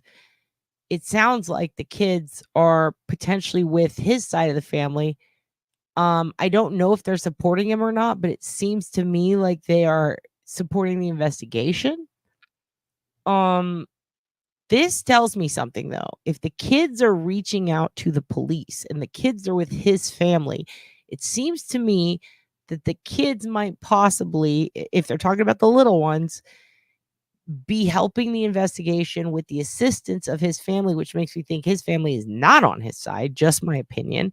Now, the older kids, there is one that is in college, and that is from, I believe, her first marriage. I could be wrong. It might have been his, but there's two older ones. I think it's hers. One's in college, and I believe the other one might be in high school or fresh out of high school. And then you've got two little bitty ones. I don't know their exact ages. I try not to focus on the kids so much. I'm pretty sure Grizzly has that information. I just try not to even look unless the kids are involved directly. Just because it's like they're little kids. I don't want to fucking. The only thing I will say is that, I believe two of them are from a former marriage. I believe the two older ones, right? Or from a former relationship. I mean, maybe not. I thought they were, but interesting. They have been married for 22 years. So that's also a very long time. They got married in 2002. They, I believe, both attended Alamo Heights, right? And also, Miss Shorty sent it. Excellent. I'll teach you guys that, or Miss Shorty's going to teach you guys that hand signal soon. Yeah, these are good questions. I'm going to get confirmation on the kids. I'm going to be honest, though. I did not focus on that, but I do. Yeah, two of them. Here's the thing, though, Nicole. Two of them are younger. I believe one of them said that mommy's elbow was bruised and that he attacked her and he took her cell phone, or that he hit her and he took her cell phone. Okay, so Grizzly said she heard directly from a family member that all four are theirs. Okay, excellent. Well, that clears it up then, because I trust her. Let me see. All right, Dillhole. Everybody loves you, Dillhole. Miss Shorty says, thank you for sharing my channel, Rabbit. Oh, yeah, let me pull this real quick while this plays. These I wanted to point out, look how fucking hot it is outside in October. This guy's sweating balls, dude. four kids miss their mom, and so we're doing everything we can. However, Brad Simpson's brother, Barton Simpson, shared on Facebook that the family is, quote, devastated by the disappearance of Suzanne, and they're doing everything they can to fully cooperate with law enforcement. The Department of Public Safety tells KSAT anyone with information about Brad Simpson's black pickup truck should contact the Olmos Park Police Department. They're specifically seeking information about Brad's GMC AT4 pickup truck, license plate MWD 7050. I'm going to pause it here for a moment because I know that you guys wanted to see this. I'm also going to make sure to... Can I get it any bigger? I don't think I can. I don't think I can get it any bigger. Yeah, see, I also heard the same. And I'm curious, where did you see Grizzly say that, though? Because I know that Grizzly talked to a neighbor on her chat. And if it's who I think it is, that guy was like a friend of theirs. But I mean, he used to, or apparently Brad used to work with him. Let me see. I wonder how long they were married. Yeah, they're married for 22 years. They're both in their early 50s.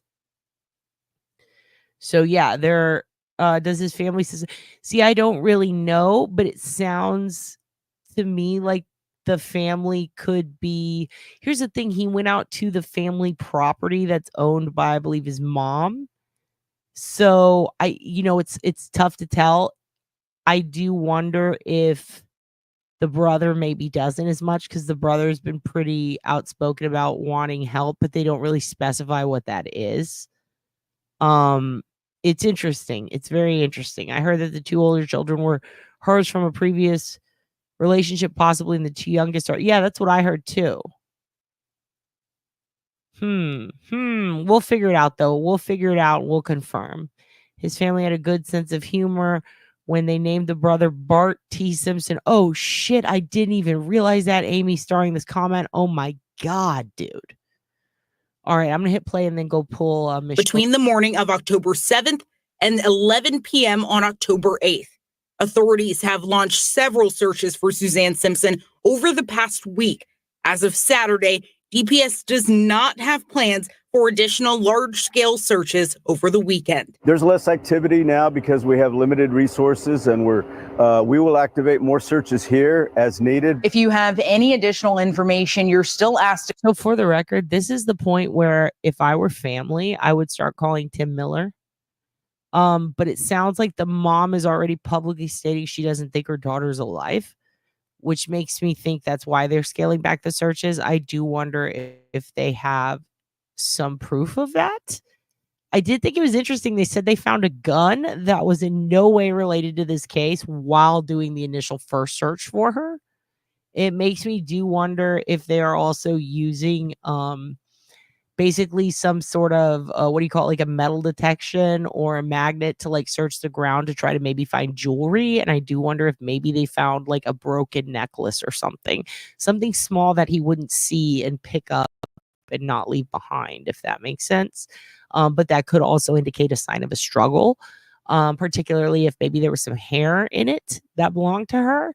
That could definitely indicate that there was a struggle somewhere. And that, I think, could be probable cause, especially if they time it up with the screams and him entering the woods. So that's another option, I think, aside from the two shoes. I think there could be like maybe a necklace and maybe something else. And the fact that they found a gun in all that area definitely makes me wonder if they use some sort of metal detection or magnet device to find it. To contact Olmos Park Police Dispatch at 210-822-2000. Additional information, including domestic violence resources, can be found on our website. Zaria Oates, KSAT 12 News. Continuing coverage of missing mother Suzanne Simpson. Today, her brother-in-law, Barton Simpson, releasing a statement 1 week after her disappearance. Yeah, so I also believe that this guy, he said that, they were always good to me and stuff. I do wonder if this guy is someone who maybe his company or the brokers that his wife worked for maybe sold a house to. I don't know. He has a lot of different jobs. We're going to go through them in a little bit. It says area Minson. Also, the lady at the house, I have some thoughts on that because sometimes on these properties, they'll have a couple of houses, or sometimes they'll just rent out the house, but the rest of the surrounding property will be the landlords to like hunt, or they'll have deer blinds, or they'll have cabins. There are a lot of resorts out there, and believe it or not, Airbnb out in the hill country to go hunting is some prime real estate, and these are real estate families, like both of them. So in my opinion, I do think it's possible either they knocked on the door of somebody who's renting the house maybe, and he merely owns the property. I do wonder if it also could just be his mom lying. I don't know. Grateful for the extraordinary efforts of law enforcement and extend a special thank you to the Olmos City Police Chief. They also say they're thankful for the support of the community and continue on to say, quote, as you attend church this morning, please keep Suzanne's children in your prayers. Right now, News 4 San Antonio's Stephanie Escobel explains search efforts for Suzanne Simpson have shifted. That's right. Stephanie joins us live to help better explain. Steph, good evening. Well, Mandy, Jonathan, the Texas Department of Public Safety confirms that the search for Suzanne Simpson is no longer focused in Olmos Park, and Texas DPS has been searching areas right here in Kendall County. Suzanne's husband, 53-year-old Brad Simpson, remains at the Bexar County Jail. Oh, shit. Do you see that? Do you see what I just saw? This is what I was looking for. I actually don't know that I've seen this exact coverage yet because there he is. It's a good boy or good girl. I don't know what your gender is. I don't want to assume it, little sweet doggy. But that is a sniffy dog. Okay? This is good. This means that they're trying to pick up her scent, obviously. Because of the timing of the search in the area, again, part of me wonders, let's say he did something with her and he did put her in a dumpster behind this random store. I do wonder if that is not likely because almost all these stores out here in Texas have cameras in the back. The 2 shopping centers would be a Walmart and then this Bernie Plaza shopping center, which does seem to have cameras.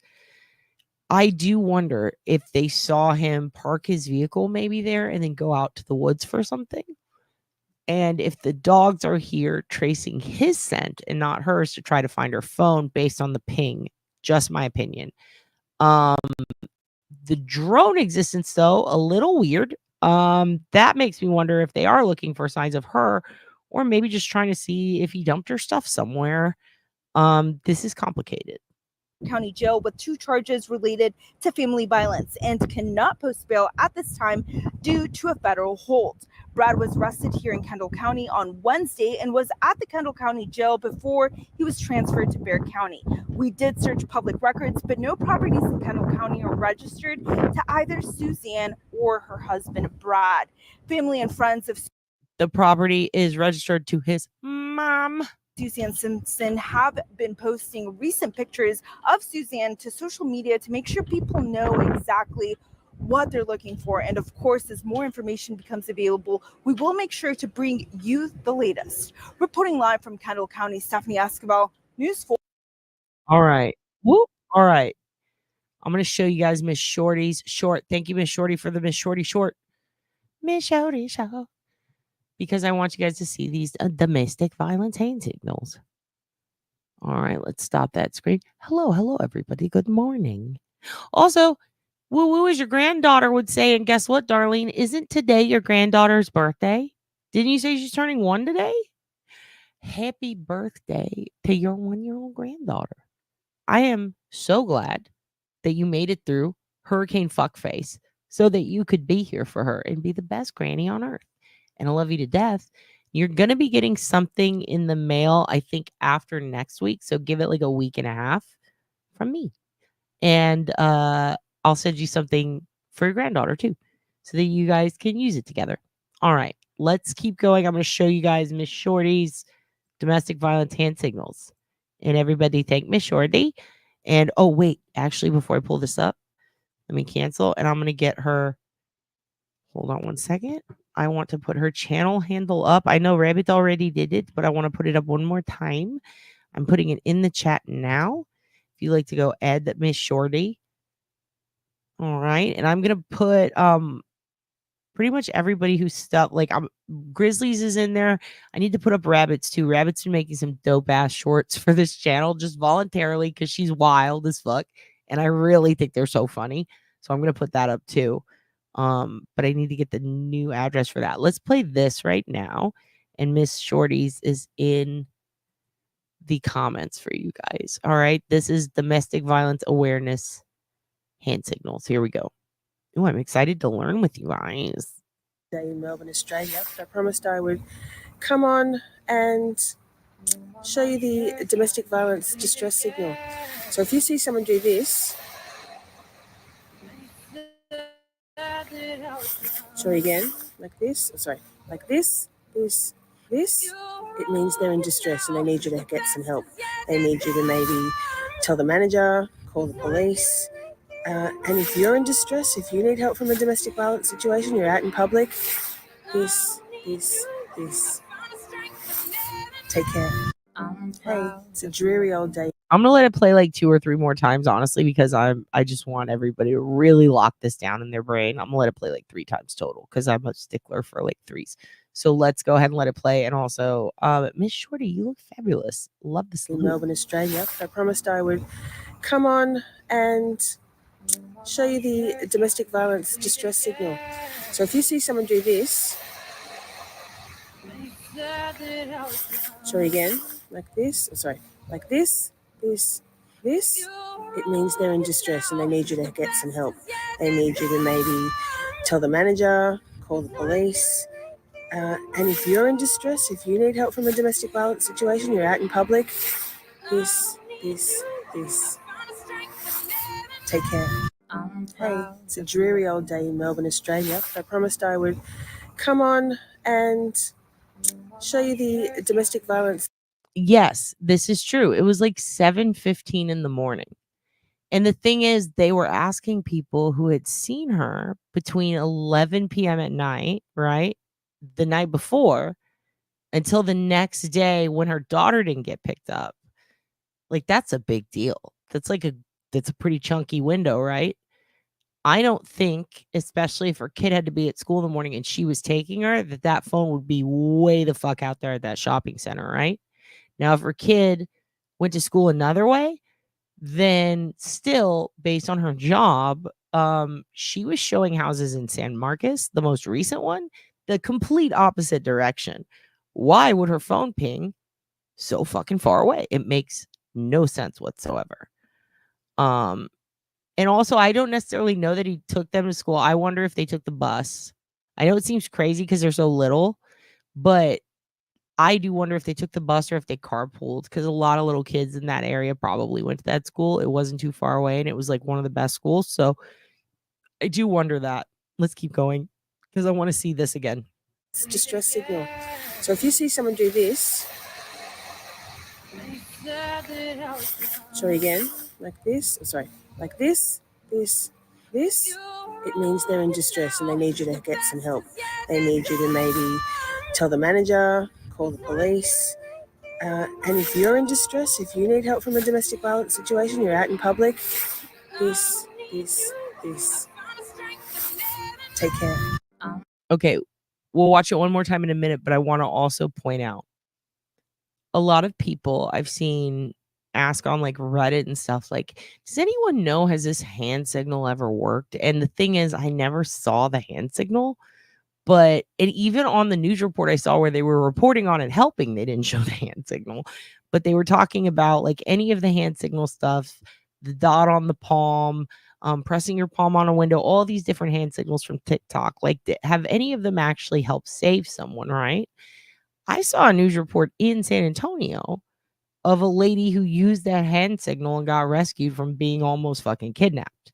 There's also a case in New York where it helped. And if you look it up, like domestic violence hand signs or signals for abuse, kidnapping signals, if you look that up, like, has it saved it just on YouTube, which is what I did, I ended up finding a lot of stories where shit like this helped insane. In fact, one where a couple chased a little girl's kidnapper with the little girl in the car, I believe it was either New Jersey or Rhode Island. They like chased these people through the street and called police because she did a TikTok hand signal that the girlfriend recognized. And I thought that was fascinating.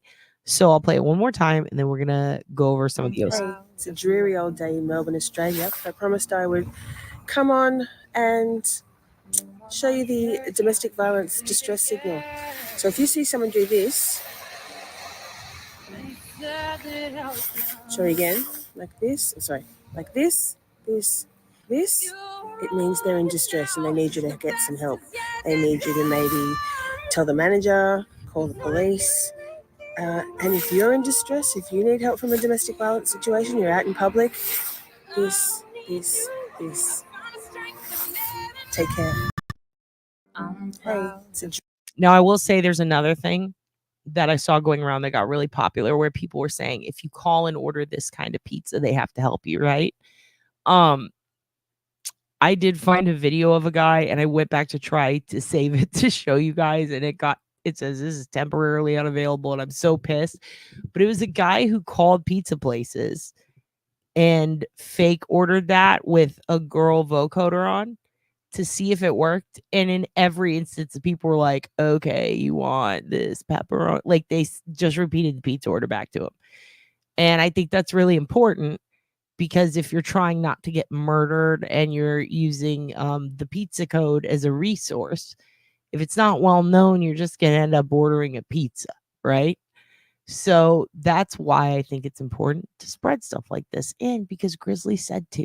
So do what she says. Her makeup fucking slaps. Okay, moving on. I want to show you guys now a couple of OSINT resources for this case that I think are important. First of all, there's something on his Facebook that I noticed before I even started doing OSINT, and it made me go, this sucks. This is not good news. And what it is, let me see if I can find a way to show you without. without compromising anyone's safety. Well, let me just put it this way, because you can go to his Facebook or her Facebook and see for yourself. On his Facebook, though, actually, here it is. I'm going to show you something very interesting that kind of made me a little bummed out, to be honest, as far as like trying to look into stuff from this case. But here we go. So if you go to his Facebook, there aren't very many posts. He does not seem to have a very big social media trail at all. And I'm going to show you something. So right here, this is like his main picture. If you, I mean, you don't even just need to scroll down. You just need to go to most relevant. 2 years ago, Suzanne herself says, "Welcome to social media."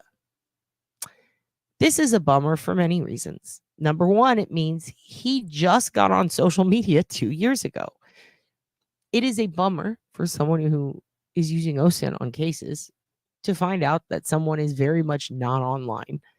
I mean, sure, we're going to find some basic records, maybe at the county clerk's office. Maybe we're going to find some property records. We're definitely going to find loans, mortgages, refinancing. We can find, birth records. We can find criminal records. But as far as behavior, how they talk to people and their social interactions, very tough when someone is not online. He has literally only had Facebook 2 years. I did look pretty far back into it. He doesn't seem to really enjoy social media at all. He barely has any. It's slim pickings. When you consider the area that he both took off to and is from, kind of not surprising. If he's a good old boy from the hill country, fair enough. I have yet to dive really far into, was he on any dating apps? Did he do anything else that was kind of crazy or nutty? I will say that the only people he has pictures with are his 2 youngest kids. It indicates that he's married, but it doesn't say to Suzanne. They're not like connected on Facebook. And her last real comment or interaction on his page at all was, let me see back here, I believe it was that 2 years ago. I mean, even the most recent ones she doesn't interact with, and the most recent one is 2023. So yeah, 2022 was the last time she interacted on his page, and it seems like he never really interacted on hers, like at all. And he doesn't have any pictures with her, even though he does indicate that he's married. It seems to be a couple of website posts for opportunities in a museum and website stuff through Wix. If he's working in internet stuff and web construction, a little concerning if he's using Wix for clients, but I don't think he is. Hello, Beach Bum. Welcome. Carpool does sound like a possibility, I think, too. Oh, God, we got all the greats in here. We got Gen X. We got Amy Boyd. We got Angela. We got Beach Bum. Everybody's here. Everybody's here. You don't know how much it means to me personally that you showed us Domestic. Dude, that wasn't me. That was Miss Shorty and Grizzly. But if you guys missed it, it's this, right? This. So step 1, high five. Step 2, about to do a magic trick. Put your thumb in. Thumb's about to disappear. Oh, just remember that. You're doing the magic trick for a 3-year-old, right? You remember that? Where, let me get it straight. Boop. Where you do this and then you pretend you have no thumb. Literally that. Another way to remember it, I think, is how to properly punch someone, right? You properly punch. By the way, I got bit by a big mosquito. That's what happens when I get bit by mosquitoes. They fucking swell up huge. Anybody else? God, it's annoying. So you're literally going to do proper punch, boom, right? Or you can remember it as, I'm going to do the thumb trick. Oh, look, I've got no, what is it? I've got no thumb. You do that to a little kid, right? Quickest way. Dude, yeah, because you're in San Antonio, you could get the best barbacoa in Big Red. You know it. All right. Don't tuck your thumb if you punch someone. Yes, do tuck your thumb. What else are you going to do like this? You're not supposed to punch like this. You're supposed to punch like this, right? Oh, shit. Well, that's how I punch someone. How do you punch? Do you punch like this or do you punch someone like this? You punch like this with your thumb out? Yeah. Oh, maybe that's why I broke all my knuckles. Never mind. Don't do that. Just do it like, oh, I'm going to do the thumb. Go bye-bye. Outside the oh, fuck. That's why that gang beat my ass. Anyway, I'll learn to punch one day, you guys. Well, there we go. Good morning, Janksy. Good morning, AJ. Are you serious? Is it outside?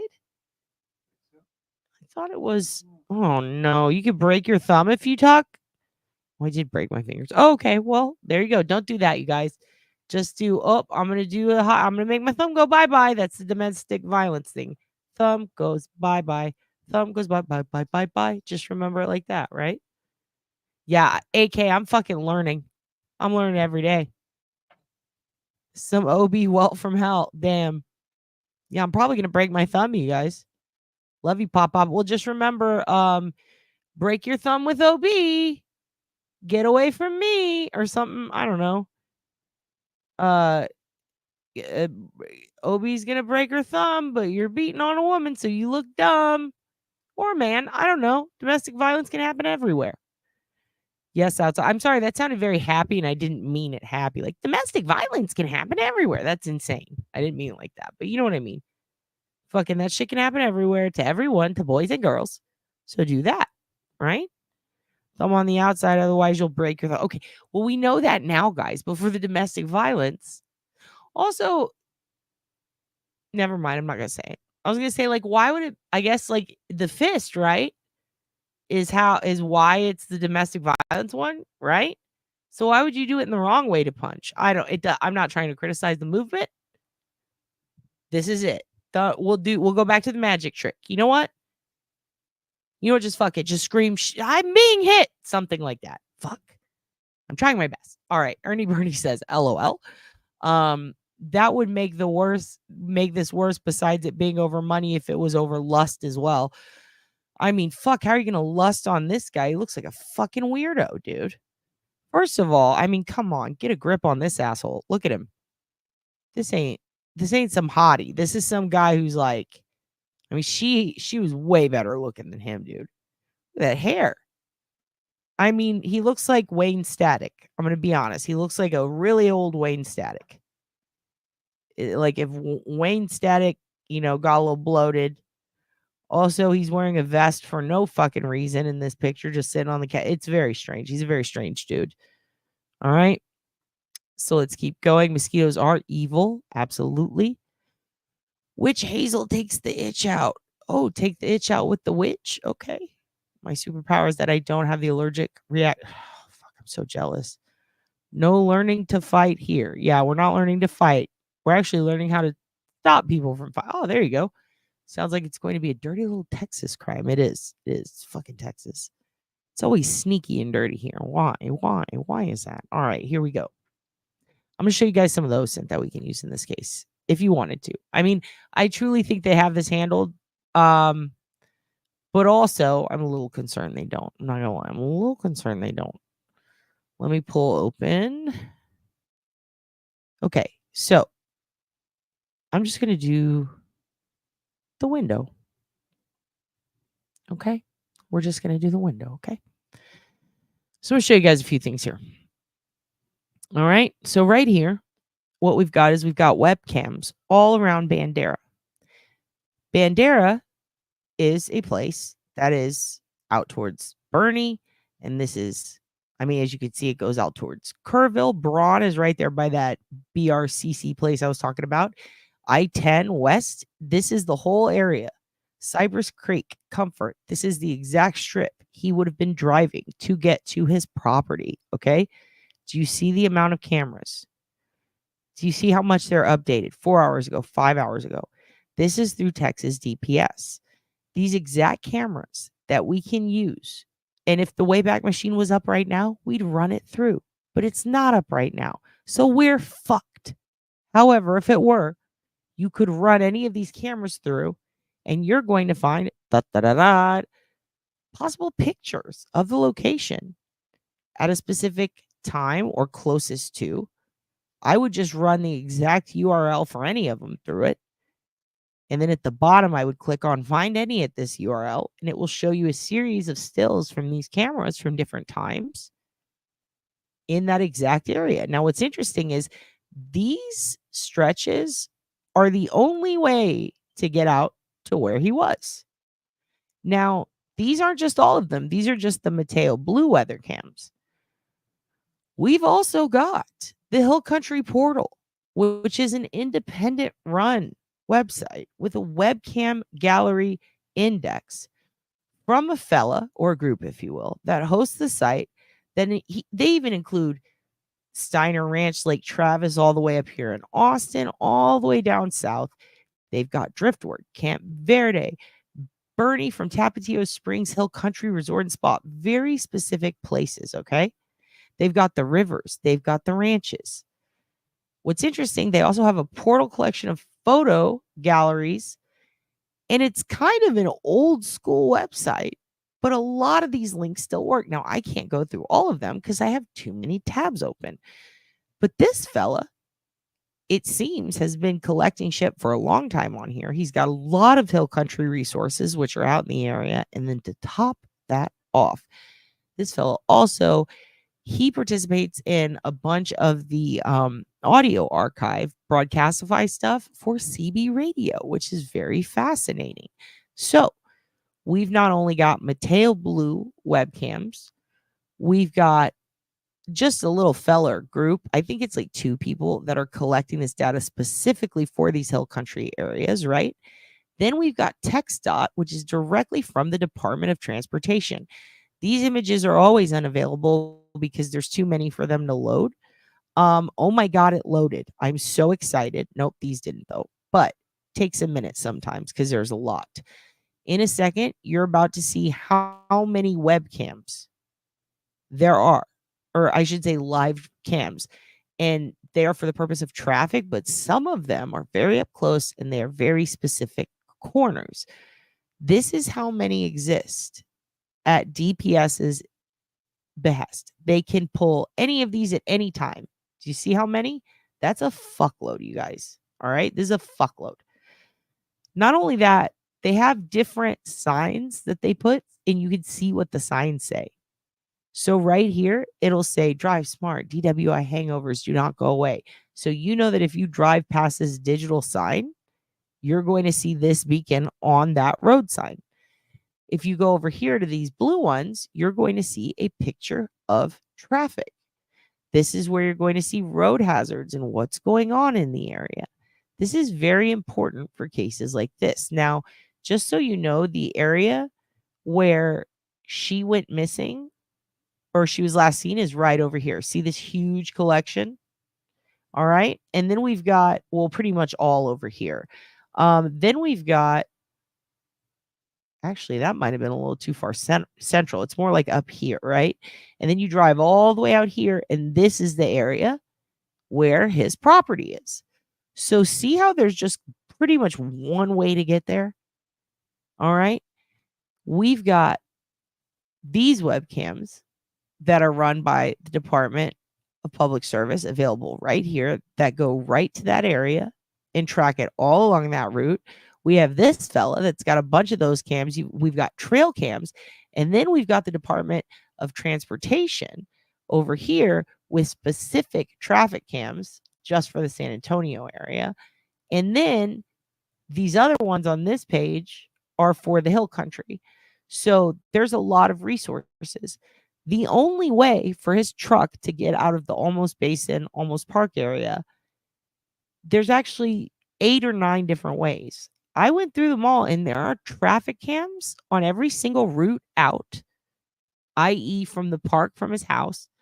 There are traffic cams at every route out, every route going to every major highway, and every route that he would need to take to get to his property.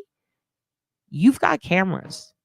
I have no doubt whatsoever that they are on it. And let me tell you why, because almost all of these cameras in blue also include, that's right, ladies and gentlemen, readers for the license plates. Texas is fucking on it, you guys.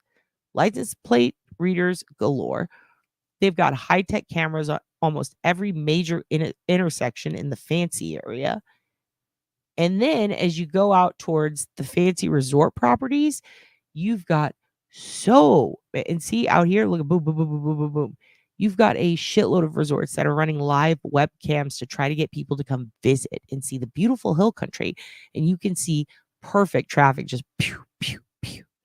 I have no doubt that they are going to scan every single resource they have. They probably know his exact route, which is why they knew to go look in the back of this area behind the place, the what do you call it? Shopping center.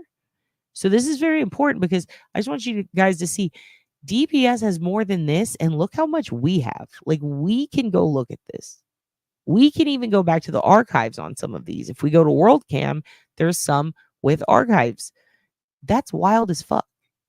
The fact that we have almost as much OSINT at our disposal as the people who feed information to the Texas Rangers, which is basically like the baddies, the FBIs of Texas, fescinating, huh? So let me pull that down. Hello, everybody. Hello, Frankie Figs is in the house. Rabbit, did you say you were at the post office? Bless you, Rabbit. Good luck. Yeah, we're big brothered as fuck, dude. We have some of the biggest, like the largest contracts ever. Like, it's really crazy. Like, as far as like security contracts and like getting the police getting to try out new things like tanks. Also, keep in mind, this is a military city. This has more military bases in San Antonio than any other city in the US. In fact, I remember growing up, every single time there was like a holiday, it's like, be careful, the malls are going to get bombed, or the fucking military bases. It was always like a thing happening with a bomb, and it was always specific because we've got all the bases, right? It was nutty.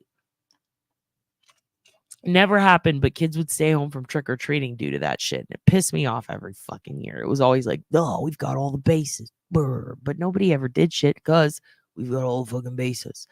Anyway, with all that military technology at their fingertips, very close to them, you can bet your sweet ass that there are going to be cameras surrounding everywhere. USAA and the Lena Sardar kill case, they have cameras all over the place, and they couldn't find that kid, though. So we have to be careful in relying too much on camera footage. But I can guarantee you that if for some reason he passed by a base, I don't know that he necessarily did. I think there was one he could have passed by. There is a potential that they will have even more. Just very interesting how much webcam footage exists beyond the area, or I guess live cam, if you will. We saw the domestic violence distress call. Now I'm going to show you something. Excuse me. I'm going to show you the area because I think this is really important. And actually, I have a map up so you can see exactly how far. So this is where the property is. And I mean, it's already out there. The news put out there the exact area, the address and stuff. I still hesitate. I'm going to go ahead and block off the first 3 digits of the address where he was staying, the property out near Bandera. Now, I know they said it's in Bandera. It's actually a little bit past it. And this is the exact address of the lot that his family owns. But I'm not going to put the physical address for that. Everybody's already seen the house, so I don't think that's a big deal. But let's go ahead and look at the distance between where he was found and picked up and arrested and where the home was where his wife was last seen. Okay. This is what we're looking at, you guys. This is a hour drive. Hour and 5, hour and 7 minutes, whatever. It was on Highland Drive right up here. Now, you can see right here, just based on the coloration, there's going to be a lot of rocks. There's going to be a lot of country hill. This is literally the hill country. This is all hills. The hill country state natural area. You're going to have some water right here nearby. I know it looks small here. It's pretty big. You've got Lake Medina over here, Bandera Falls here, Pipe Creek right here. Now, my homies live here and here and here. So I'm going to be reaching out to them today to talk to them. One of them I already talked to. He said that, there's countless possibilities out here. But you can see Bandera, it's a very small town. Pipe Creek, very, very tiny. I'll show you. We'll do a little walk around of the area. It's a place where they have a store. I believe they had a store called Pickles and Books or something. And it was just like pickles and books. It was fucking weird. But they also have like tiny little, it's like Cracker Barrel if it were a town. I don't know how else to explain it, but this is a lot of hill, rocky, mountainous terrain. You've got a lot of grass and a lot of woods over here, like pretty much everywhere. This is all hunting territory. And then you've got some smaller tanks, some water in the area right here. And then you've got a major lake here, and then a lot of little areas over here. Now, what's interesting is like if you were going towards Wimberley, which is going to be more east. And by the way, the Dominion, that's the richest place in San Antonio. This is where David Robinson lives. Stone Cold, Laura Flynn Boyle, I think, lives in Almost Park and Dominion, Quarry area. Those are the richest places in San Antonio. And then Stone Oak is fucking top of the pops. All right. Leon Springs is right by there. And oddly enough, remember, Leon Springs is also the area where Savannah Soto happened. So you kind of have an area that's a little bit, I'm not going to say shitty, but it's a little spooky dooky, and it's got a lot of crime right next to like the richest part of San Antonio. So that's pretty wild. But this is a big fucking drive, you guys. Like, that's a big fucking drive. Well, fuck it. It doesn't matter. It's already been reported by on the news. Here, all the way out here, big fucking drive. It's a lot. If you consider, it doesn't really consider traffic, to be honest. Like, traffic is so freaking bad if you're going out 1604, if you're going up this way, and if you're going up this way through Leon Springs, you're going through a totally different jurisdiction that is very strict. I imagine he may have taken this route, especially considering the store that he was found at or where they were looking. Just very interesting choice. Very interesting choice to take either of these routes, considering the amount of cops, what those police departments are like. I do wonder if he would travel that far with a human body and run that risk, or if she's back here to begin with and he was fleeing from something back here. Just some thoughts. So let's go ahead and pull this down real quick, and I'll show you guys some other stuff. Let's take a moment and see how we're doing, because this is a lot of heavy shit. How are we doing, you guys? Are we all right? All right. What is this? I was an Uber driver in Biloxi, Mississippi. We have a large Air Force base and naval bases there. I came from one Air Force base to more in San Antonio. Yeah, a shitload in San Antonio, dude. Was it Lackland? I can't even name them all. There's too many. Randolph, Lackland. I think Camp Stanley closed. There's BAMC. What is that one? Fort Sam Houston. There's just so many. I can't even remember them all. Let me see. Not so many camps here, not so many roads either. Yeah, Rabbit's got to go deal with postal workers. Rabbit's such a good Rabbit. You take a moment, Rabbit. Let me see.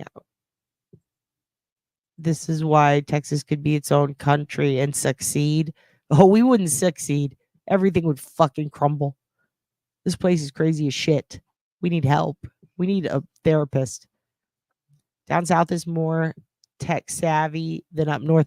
We have a lot of tech companies here, so we kind of force them to come down here. But I thought California was the most tech savvy forever, and then Silicon Valley went to shit. And now Elon's bought all the weird fuckers here to read code and get fired constantly. It's wild. Keesler Air Force Base in Biloxi, they flew one of the Hurricane Hunter. Oh shit, those guys were crazy. What kind of country would Texas be? I might want to live. It'd be terrible. It'd be Greg Abbott's fucking chicken fight fuck town. He scares the shit out of me. I would move. Fuck that. Our power grid goes down constantly. We'd be North Korea. What are you talking about? You'd love to live here? Oh my God. Look, as a woman, fucking like, let me put it this way. If I try to go they told me, yo, you need your ovaries ripped out. Otherwise, you're going to keep having cysts and you're never going to be able to have kids. And you might, you're more predisposed to cervical cancer now. And, you could die from it, but whatever, no big deal. You have severe issues. You need to go get that shit ripped out. And I went to the doctors and they all said, have you been married? Do you have a husband? Have you had kids? Sorry, we can't do it. Welcome to Texas, bitch. Don't move here. If you're a woman, don't move here. I'm shocked that they put this guy in jail for domestic violence because they don't usually do that. I mean, they don't usually do that. I mean, they don't usually do that. It's this guy's got other assets, I think, that the federal government are interested in. Not even assets, other issues. Let's just say that. Something's going on. Something weird's going on. He fucked over someone higher up, maybe. I don't know. Wish we could become, dude. Well, Alaska is basically its own place, right? The PO will open for her. The auto postage is down. Rebbit, it's okay. I'll be here for you. Oh my gosh. That was beautiful. Did y'all hear that? Did's boyfriend had the banger. That was a beautiful burp. I almost went to Texas once for a wedding, but it was canceled at the last minute, so I didn't get to go. You lucked out and you ducked out. All right, kids, I'm going to show you one more video, and then we're going to get to a few more things on this, and then I have to go. God bless you. I love you. Let's keep watching this. Sorry, I need to show you some more videos I pulled up while we were looking earlier. Give me 1 second. Here we go. Number of local agencies are continuing to search for Suzanne Simpson. Today, crews were out in Bernie. Canines and volunteers searched on the ground, while drones searched from the sky. After 7 hours, officials told KENS 5 their search had come to an end for now. Investigators say Suzanne and her husband Brad got into a fight at the Alamo Heights Club, the Argyle, on Sunday night. That's the night Suzanne disappeared from her home off East Olmos Drive and then was reported missing on Monday night by her husband. Tonight, we know Brad is in the Bexar County Jail on charges of assault and unlawful restraint. We also know he has a hold from the U.S. Marshal Service. That means even if his $2 million bond is paid, he would still be in federal custody. Simpson has a court hearing on Tuesday. Well, it has been nearly a week and still. Okay, sorry about that. I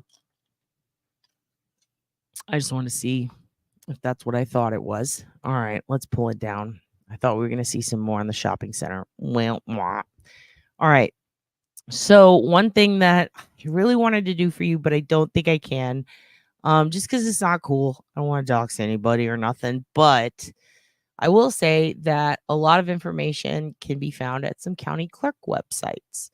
Now, the other good thing that I can show you, though, I can tell you this much. If you go look at the county clerk websites for all of the referenced counties, cities involved in this case, you're going to see a lot of information related to like what land is owned. But the basics, well, basically the marshals can take him into federal custody if he is released. I do think that this has to do with exigent circumstances, which makes me think that they do have very serious information. And it also makes me think that he might be in some sort of trouble with the feds, maybe for monetary stuff. I really don't know. It could also just be because he went through various counties and technically fled. It's interesting. It's very interesting. Yikes, Ernie, don't say such things. Yeah, don't you dare clean, Ernie. Don't you dare. So basically, if he does get out on bail, he's not going to be out. He's going to be in federal custody, and that's a little bit odd. Not sure exactly why. It's got to be something. It's got to be something. He must have done something. So let me show you. Okay. I did want to take I don't know if you guys have seen this yet, but hold on. Let me close this. I wanted to show you guys a little bit of the mapping of the area real quick, and then I'm going to read you a really good breakdown. He is in the Bexar County Jail right now, which is odd because they were the only ones that really didn't have much to do with the case. But because it's an incorporated city within San Antonio, and that's a big jail, and also it's really scary. He's gonna get fucked up in there. I think it was a good decision to put him there. It's a lot bigger than the others. I'm going to show you. So The area that, let's go through a little timeline, all right?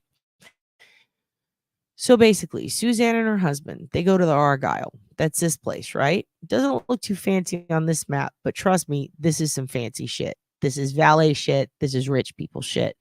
This is shit your dad can't afford. All right? So click that like. So anyway, this is where they are, okay? It's a fancy place. They get into a fight. The mom says drinking was involved. Her mom says drinking was involved. She said that earlier. Everybody else is saying that there was a dispute. It was a friend's party. They're both there. Something to do with his credit card not working. They get in a fight over it. Either way, she stomps out. There is an altercation there at the Argyle. When she stomps out, there is a picture taken, and it's the picture where she's in all blue with the beige looking heels, and she's stomping away. That picture is right here. Okay. So she stomps out. They get into a fight. They end up leaving and going home. The cops apparently were alerted to this fight. They were aware of this, but nothing really happened. They didn't pick her up or pick him up or detain either of them. That didn't happen. They just got a fight. This was reported to the cops at a later time, right? They go home apparently.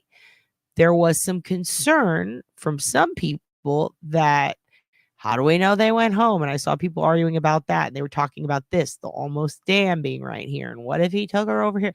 Okay, no. They went home first. Now, if he took her there later, I mean, it's really, there's just one water inlet spot that goes all the way down here to where their house is. And then they'd have to cut across. It is possible, right? But let me show you how far we're talking. Okay. We're talking, let me see. Let me just pull this up real quick. I believe it's right. Yeah. So we're talking here all the way to here. All right. So it's not likely that he dumped her in here and then got in a fight with her over here, right? No, there was a fight here. All right. They finally leave the establishment. It's the evening. They come home. Boop, boop, boop, boop, boop. Boom. They're home, right? When they get home, there is a fight. Now, before the last fight, she calls her mom. She talks to her mom once, asks if the daughter can maybe come to a sleepover, but she'll check back with her. About an hour later, calls her. They got into a discussion. That's when the mom says, there was concern because she found out, her daughter and him had been fighting and he had apparently been drinking. Now, some people were saying the woods behind their house. No. They have a pool. Then there's a fence line, and then there's more houses. And this is a big-ass house. This is another big-ass house. So she didn't get lost in here. The fight was here, okay? So we're about to go down into the map.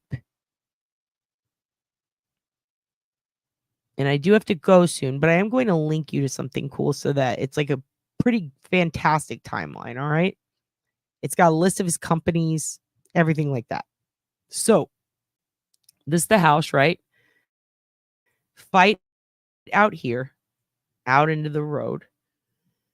This is where I think the neighbor, I'm not going to fuck with them. It's blurry, so we'll just leave it. So, and the cops were all along. The cops said they've been searching up and down Contour Road, which is here, right? So Contour Road goes woo, woo, woo, woo, woo, all the way around the Almost Basin. So they get in a fight here. Now let's imagine we're the neighbors and we're sitting in our kitchen and we look out the window and we see a fight right here. We say they were going west, which is this way. Boop, boop, boop, boop, boop. All right. Now I'm not going to click on it, but there are definitely cameras there. Now the only other house that it could be based on the directions in the affidavit would be way down here. And there's no fucking way this weird ass house all the way down here saw shit all the way over here. And let me show you why. And also there's a reason why it's not this house or the house next to it. When you actually look at this, you're in a window, any direction, right? This is in 2022. The pictures we saw recently, this is all grown. This tree is massive. You're not seeing shit. There's a massive green thing of trees right here blocking over this fence. Also, this is the only other possibility based on the directions, and this is a house, ladies and gentlemen. And I'm obsessed with it. And I did drive by it once because I was like, is this real? Look at this fence. It looks digital. It does not look real. In real life, it looks digital and not real. They had gray rocks imported, it seems. The architecture makes no sense to me whatsoever. It's very fascinating and weird. It goes all the way around this corner. It is massive. Some people I saw speculate, what if it's a building? Nope. It's not a business building. It's literally got a kid's basketball course back here. People live in this shit. This is a house. It's very dope and very weird. It also ends right here. And the rest of this is all almost basin territory. Now, if they entered from that side of the almost basin, they would be literally pushed east, which is why I think they're searching there. Also, if something happened over here, you probably wouldn't hear her scream all the way over there. So, what I find interesting is the amount of outlets that come out of this that are tiny trails that are not supposed to be there. You feel me? Like little like man-made looking trails. In fact, there's one right here that's really hard to see because it pushes you up so far. But if you go like right here, you can kind of see there's a little area where they can just kind of enter, and it's just all brush and thicket. Okay. So let's go back over here to where the fight happened. So he's dragging her this way, and he's trying to pull her down, and she's running, and he's trying to catch her, and then they end up in these woods. I believe they entered right about here. See where there's like this weird little trail that goes into literal woods? I mean, look at this shit. It's crazy. But I do know that there's about 3 entryways right here. And I'm not saying that because I see it on the map. Like I've been down here and walked through this shit. You can literally enter. There's so many little walking paths that were made. People will go in there and they'll smoke doobies, you guys. Oh my God. Anyway, I think they entered there. I think someone heard a scream, right? And it's dark as fuck. Now, the neighbor, whoever, I'm not going to look at the front, but they have a perfect view of that. And to the east of their home is that. And that's when you're facing it, right? The way it's worded in the affidavit, I have no doubt that this is the entry point. Now, just to give you an idea of where they were searching, this is the area they are searching. Now, as you can see, as you go down this way, there's houses, right? We're going pretty far. Look at this shit. Like, there is one little weird path. It's not, you know what I mean? It's not like a path that is, here's a trailhead. This is how people get in these woods. And then parts of it are crazy and then parts of it aren't. Now, if we keep going, almost all these houses have cameras, almost all of them. And these are big ass mansions. But if you keep going down, you eventually get to the point where there's nothing. There's nothing at all. And by the way, that construction, it never fucking ends. It's pretty much always there. You can get down to a point, in fact, where it's just like a little bridge with nothing there. And I've walked across it before, and it's really creepy. And it's like no one would see you. There's no cameras whatsoever. It's coming up here. And it goes right into the only little area also. See this? This is the entry to the park, right? And that's Dick Friedrich Drive. And see, almost park. That's where you stop. Now we're still on contour. And you would just keep going and keep going. And eventually, once you go around it enough, you get to a part where there's just nothing. Oops. Well, they cut me off. I don't know if it actually will show it on the map. And look to see if it was available still. But I know that there's like nothing there. So it's pretty crazy. I would assume the only way that you would get a picture of it would be this Google car. So I'm hoping that it made it all the way around. But if you keep going, there's like a little bridge. It's really creepy looking. Boop, boop, boop, boop, boop, boop. And I'm showing you this because I want you to see how isolated this shit can be. Even though there's like cameras on the front of these houses, they would be pretty far away. And if it's at night, I mean, it would be hard to see. If you have one that only captures shit moving, like a motion sensor for 25 feet, this is way more than 25 feet from the front door of a lot of these houses. This house, you can't even see it. This would be a perfect spot. I mean, if he just walked across the whole almost basin, whoops. Well, I ended up somewhere weird. Anyway, okay. So right there is near where we were. So right there is 281. This is all woods. And then over here, zoo. So we've got a botanical garden over here. We've got a zoo over here. We've got endless greenery. We've got a river that one time flooded all the way up above this in 1998. And it was terrifying. You've got a dam right up here. You've got Argyle right to the left. But oddly enough, if he entered here, he would have to go through all this thicket just to spit himself out somewhere else. I do wonder if one of the reasons that they're also keeping him, or they're so sure, they're so intent on making sure that he stays in, is because maybe they both entered the woods and you could see that on the cam, and maybe only he came out. At that point, when he takes his truck, it makes me wonder if he parks it somewhere on the other side of the Almost Basin and then walks into the woods, finds her, and then brings her out on the other side, or at a point in the grass, in the grassy area where there are no cameras. Now, that really concerns me. And it makes me wonder if they were searching a very specific area, but they put the search party right outside the house so that people would think it was more closer to them, when in reality, they probably didn't want searchers to see how deep they were going into those woods or where the outlet could have possibly been. They might have found some of her jewelry on the outlet, like as he exited, maybe with her body. That would be the reason why I think they would do that. Just my opinion. Last thing, and then I have to go. I just wanted you guys to get an idea of that. I wanted you to know that this is an area with a ton, like, they could take all the drones they want. It's a canopy of grass. It's really a lot of vegetation.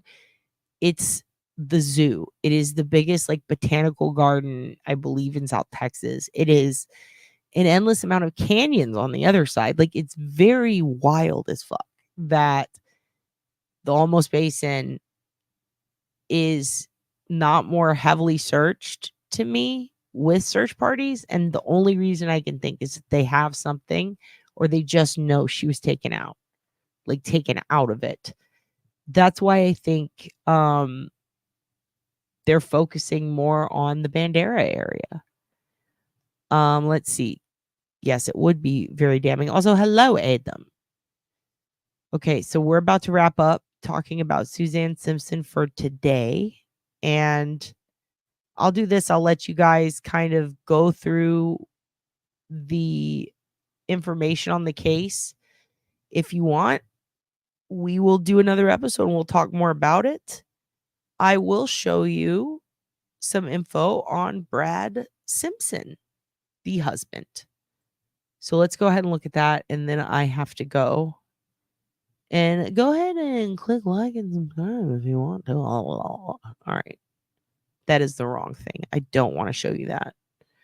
Hold on. Daddy's getting tired. Let me see. Oops. Oopsie.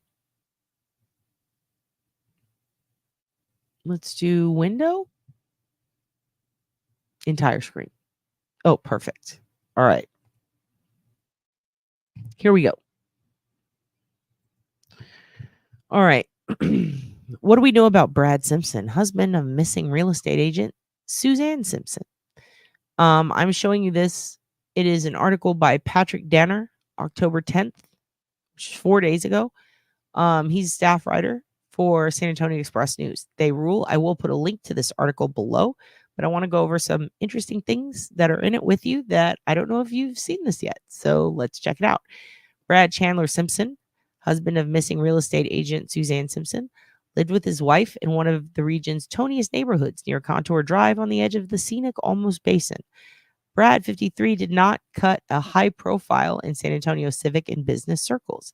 He is now in the Bexar County Jail, charged with assault in connection with his wife's disappearance. A partial picture of Simpson's past life, Simpson's professional life, emerges from court and business records.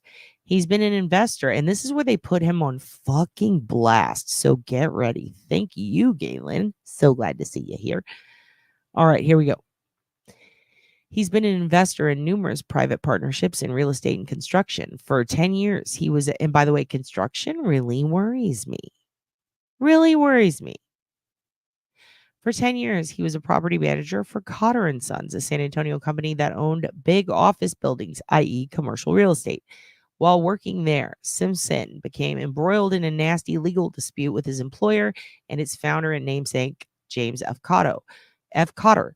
American Express has sued Simpson twice for allegedly failing to pay his credit card bills. Simpson is linked to 15 Texas companies. By the way, all but I think 4 are they go into that. Most of which have gone out of business, according to Texas Secretary of State. All of this is public record. You can get this through the Secretary of State website. 4 of his limited liability companies, aka LLCs, Nick's Commercial, which, by the way, recognize that? That's her real estate company. Remember, it said she works for Nick's Real Estate? This is the commercial real estate that he works for, or he owns in his name, LLC. She is Nick's. His family works for Nick's. This is important. He could likely be acting as a broker, which is very strange, or she could. I don't know. I can't even pronounce it. Surshai Line or something. Quorum Real Estate Partners Management and Bandina Falls. All are still listed as active. So we've got 4 active out of 15 companies. I think 3 of these are all real estate related. Bandina Falls bought a residential property, yes, in the city of Bandera from Simpson's mother, Tommy Deanne Simpson, in 2015, records show. So what this means is that his LLC bought the property from his mom, so it's now his. The 3-acre property on Highland Drive near the Medina River, which we just looked at, has an appraised value of $579,000 and includes a 26,000 square foot building. Now, that is bigger than a house, wouldn't you say? Makes me wonder if somebody knocked on the wrong house's door, and that's why that woman got mad. Cotter & Sons. Court records show Simpson worked at Cotter & Sons from 2002 to 2012. James F. Cotter, a real estate tycoon, owned 66 properties in 6 states.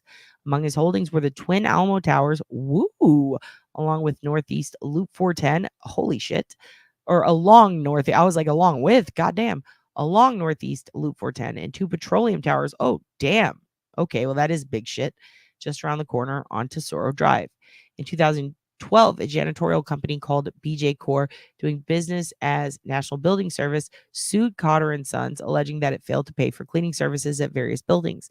BJ said it negotiated its cleaning services, or its cleaning contract with Simpson and Cotter's son, James Val Cotter, who both were vice presidents at Cotter & Sons. BJ said it later learned that neither Simpson nor Val Cotter had been the authority to sign the contracts. In addition to suing the company, BJ sued both men for fraud. Then matters got really complicated. In 2013, Cotter & Sons filed its own lawsuit against Simpson, alleging that he ripped off his employer several years earlier by forming a janitorial services company, hiring it to work for Cotter & Sons, and then charging above market rates. This is called poaching. Simpson's company, which he created in 2009, was called Premier Facility Solutions of San Antonio, or PFS. After James Cotter discovered Simpson's connection to PFS, he told Simpson to fire PFS and hire another firm to handle the work, Cotter & Sons' lawsuit said. The lawsuit claimed that since Simpson had engaged in further skullduggery, which is basically scheming, involving BJ Corp. According to the Cotter & Sons suit, Simpson made a deal with BJ that called on that firm to pay $100,000 for PFS assets. But the only assets PFS had were its cleaning contracts with Cotter & Sons. The company said, smells like a shell company. Cotter & Sons sued Simpson for commercial bribery and breach of fiduciary duty. Fiduciary is so fun to say. It said further that he should be liable for the damages BJ was seeking from Cotter & Sons. Simpson disputed the allegations against him. The case went to trial in 2015. A jury decided that Cotter & Sons should pay BJ more than $930,000 in damages, attorney fees, and interest.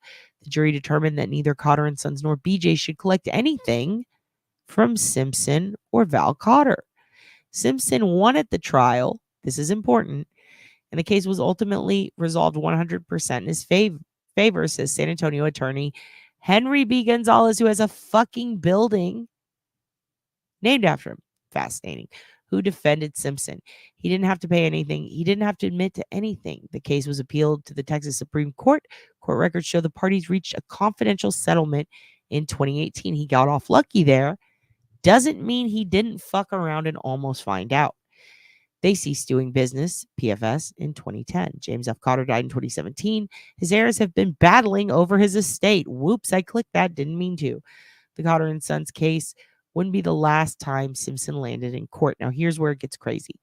Credit card delinquencies. We've got American... No. Whoops.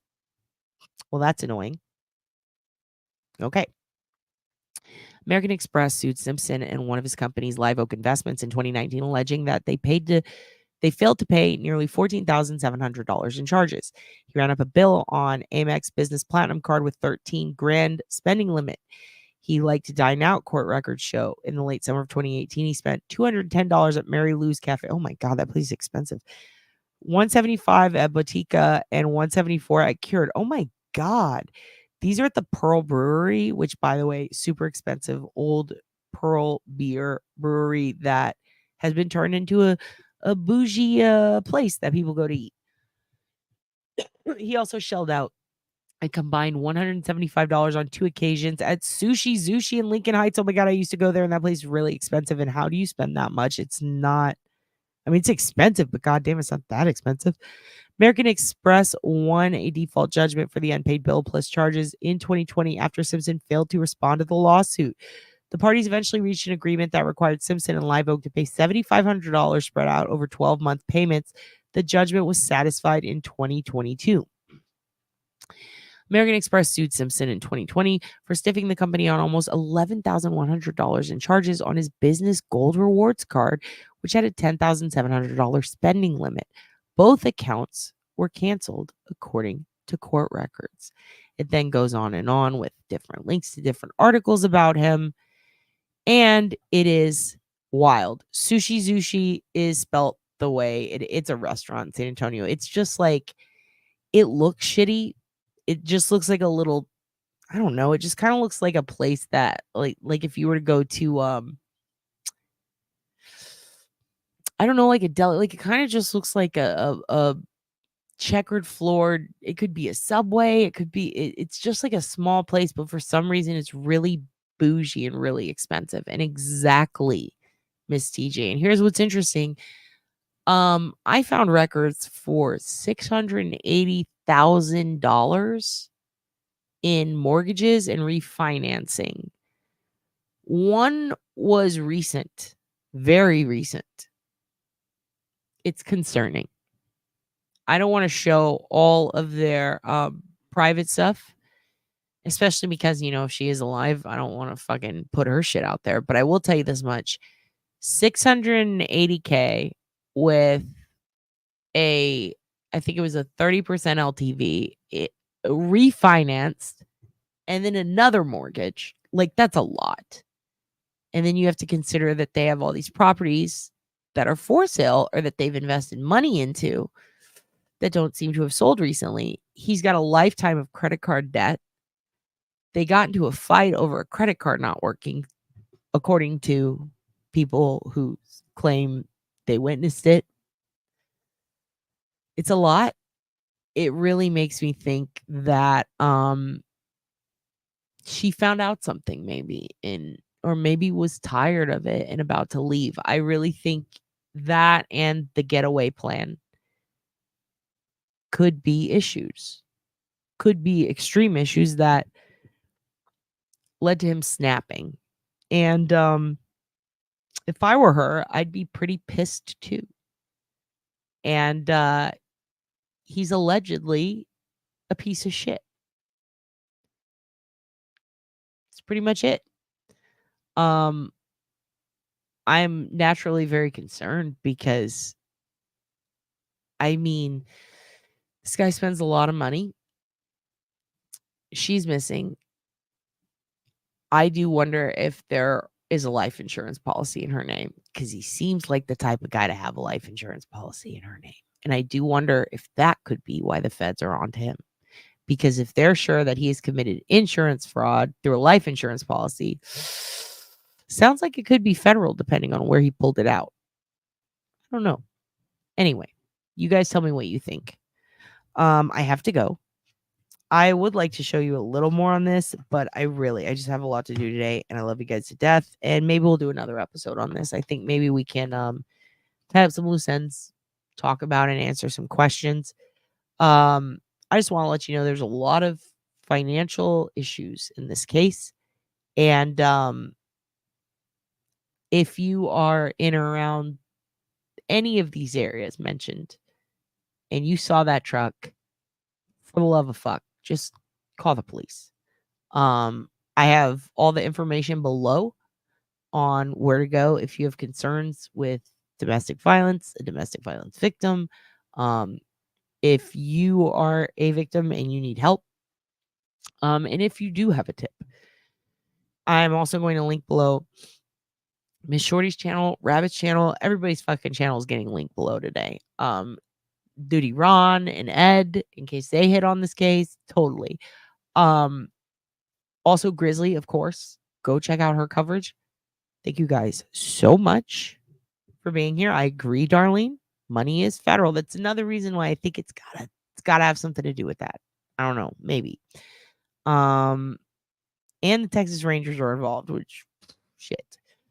So I don't think he's going to get away with it at all. And I am also going to link you to a timeline, okay, so that you can peep this yourself. And thank you guys so much. Thank you, Frankie Figs. Thank you, AJ. Thank you, Darlene. Thank you, Turd. Thank you, Adam. Thank you, everybody, for coming today. You're the best. Kelly, everybody. You have a good one. Be nice to each other. Be kind. And go tell your Aunt Deb she's a fucking whore. I love you guys so much. LG Rescues. Goodbye. Goodbye. Thank you so much for coming. You have a great Monday. Praise Hugin.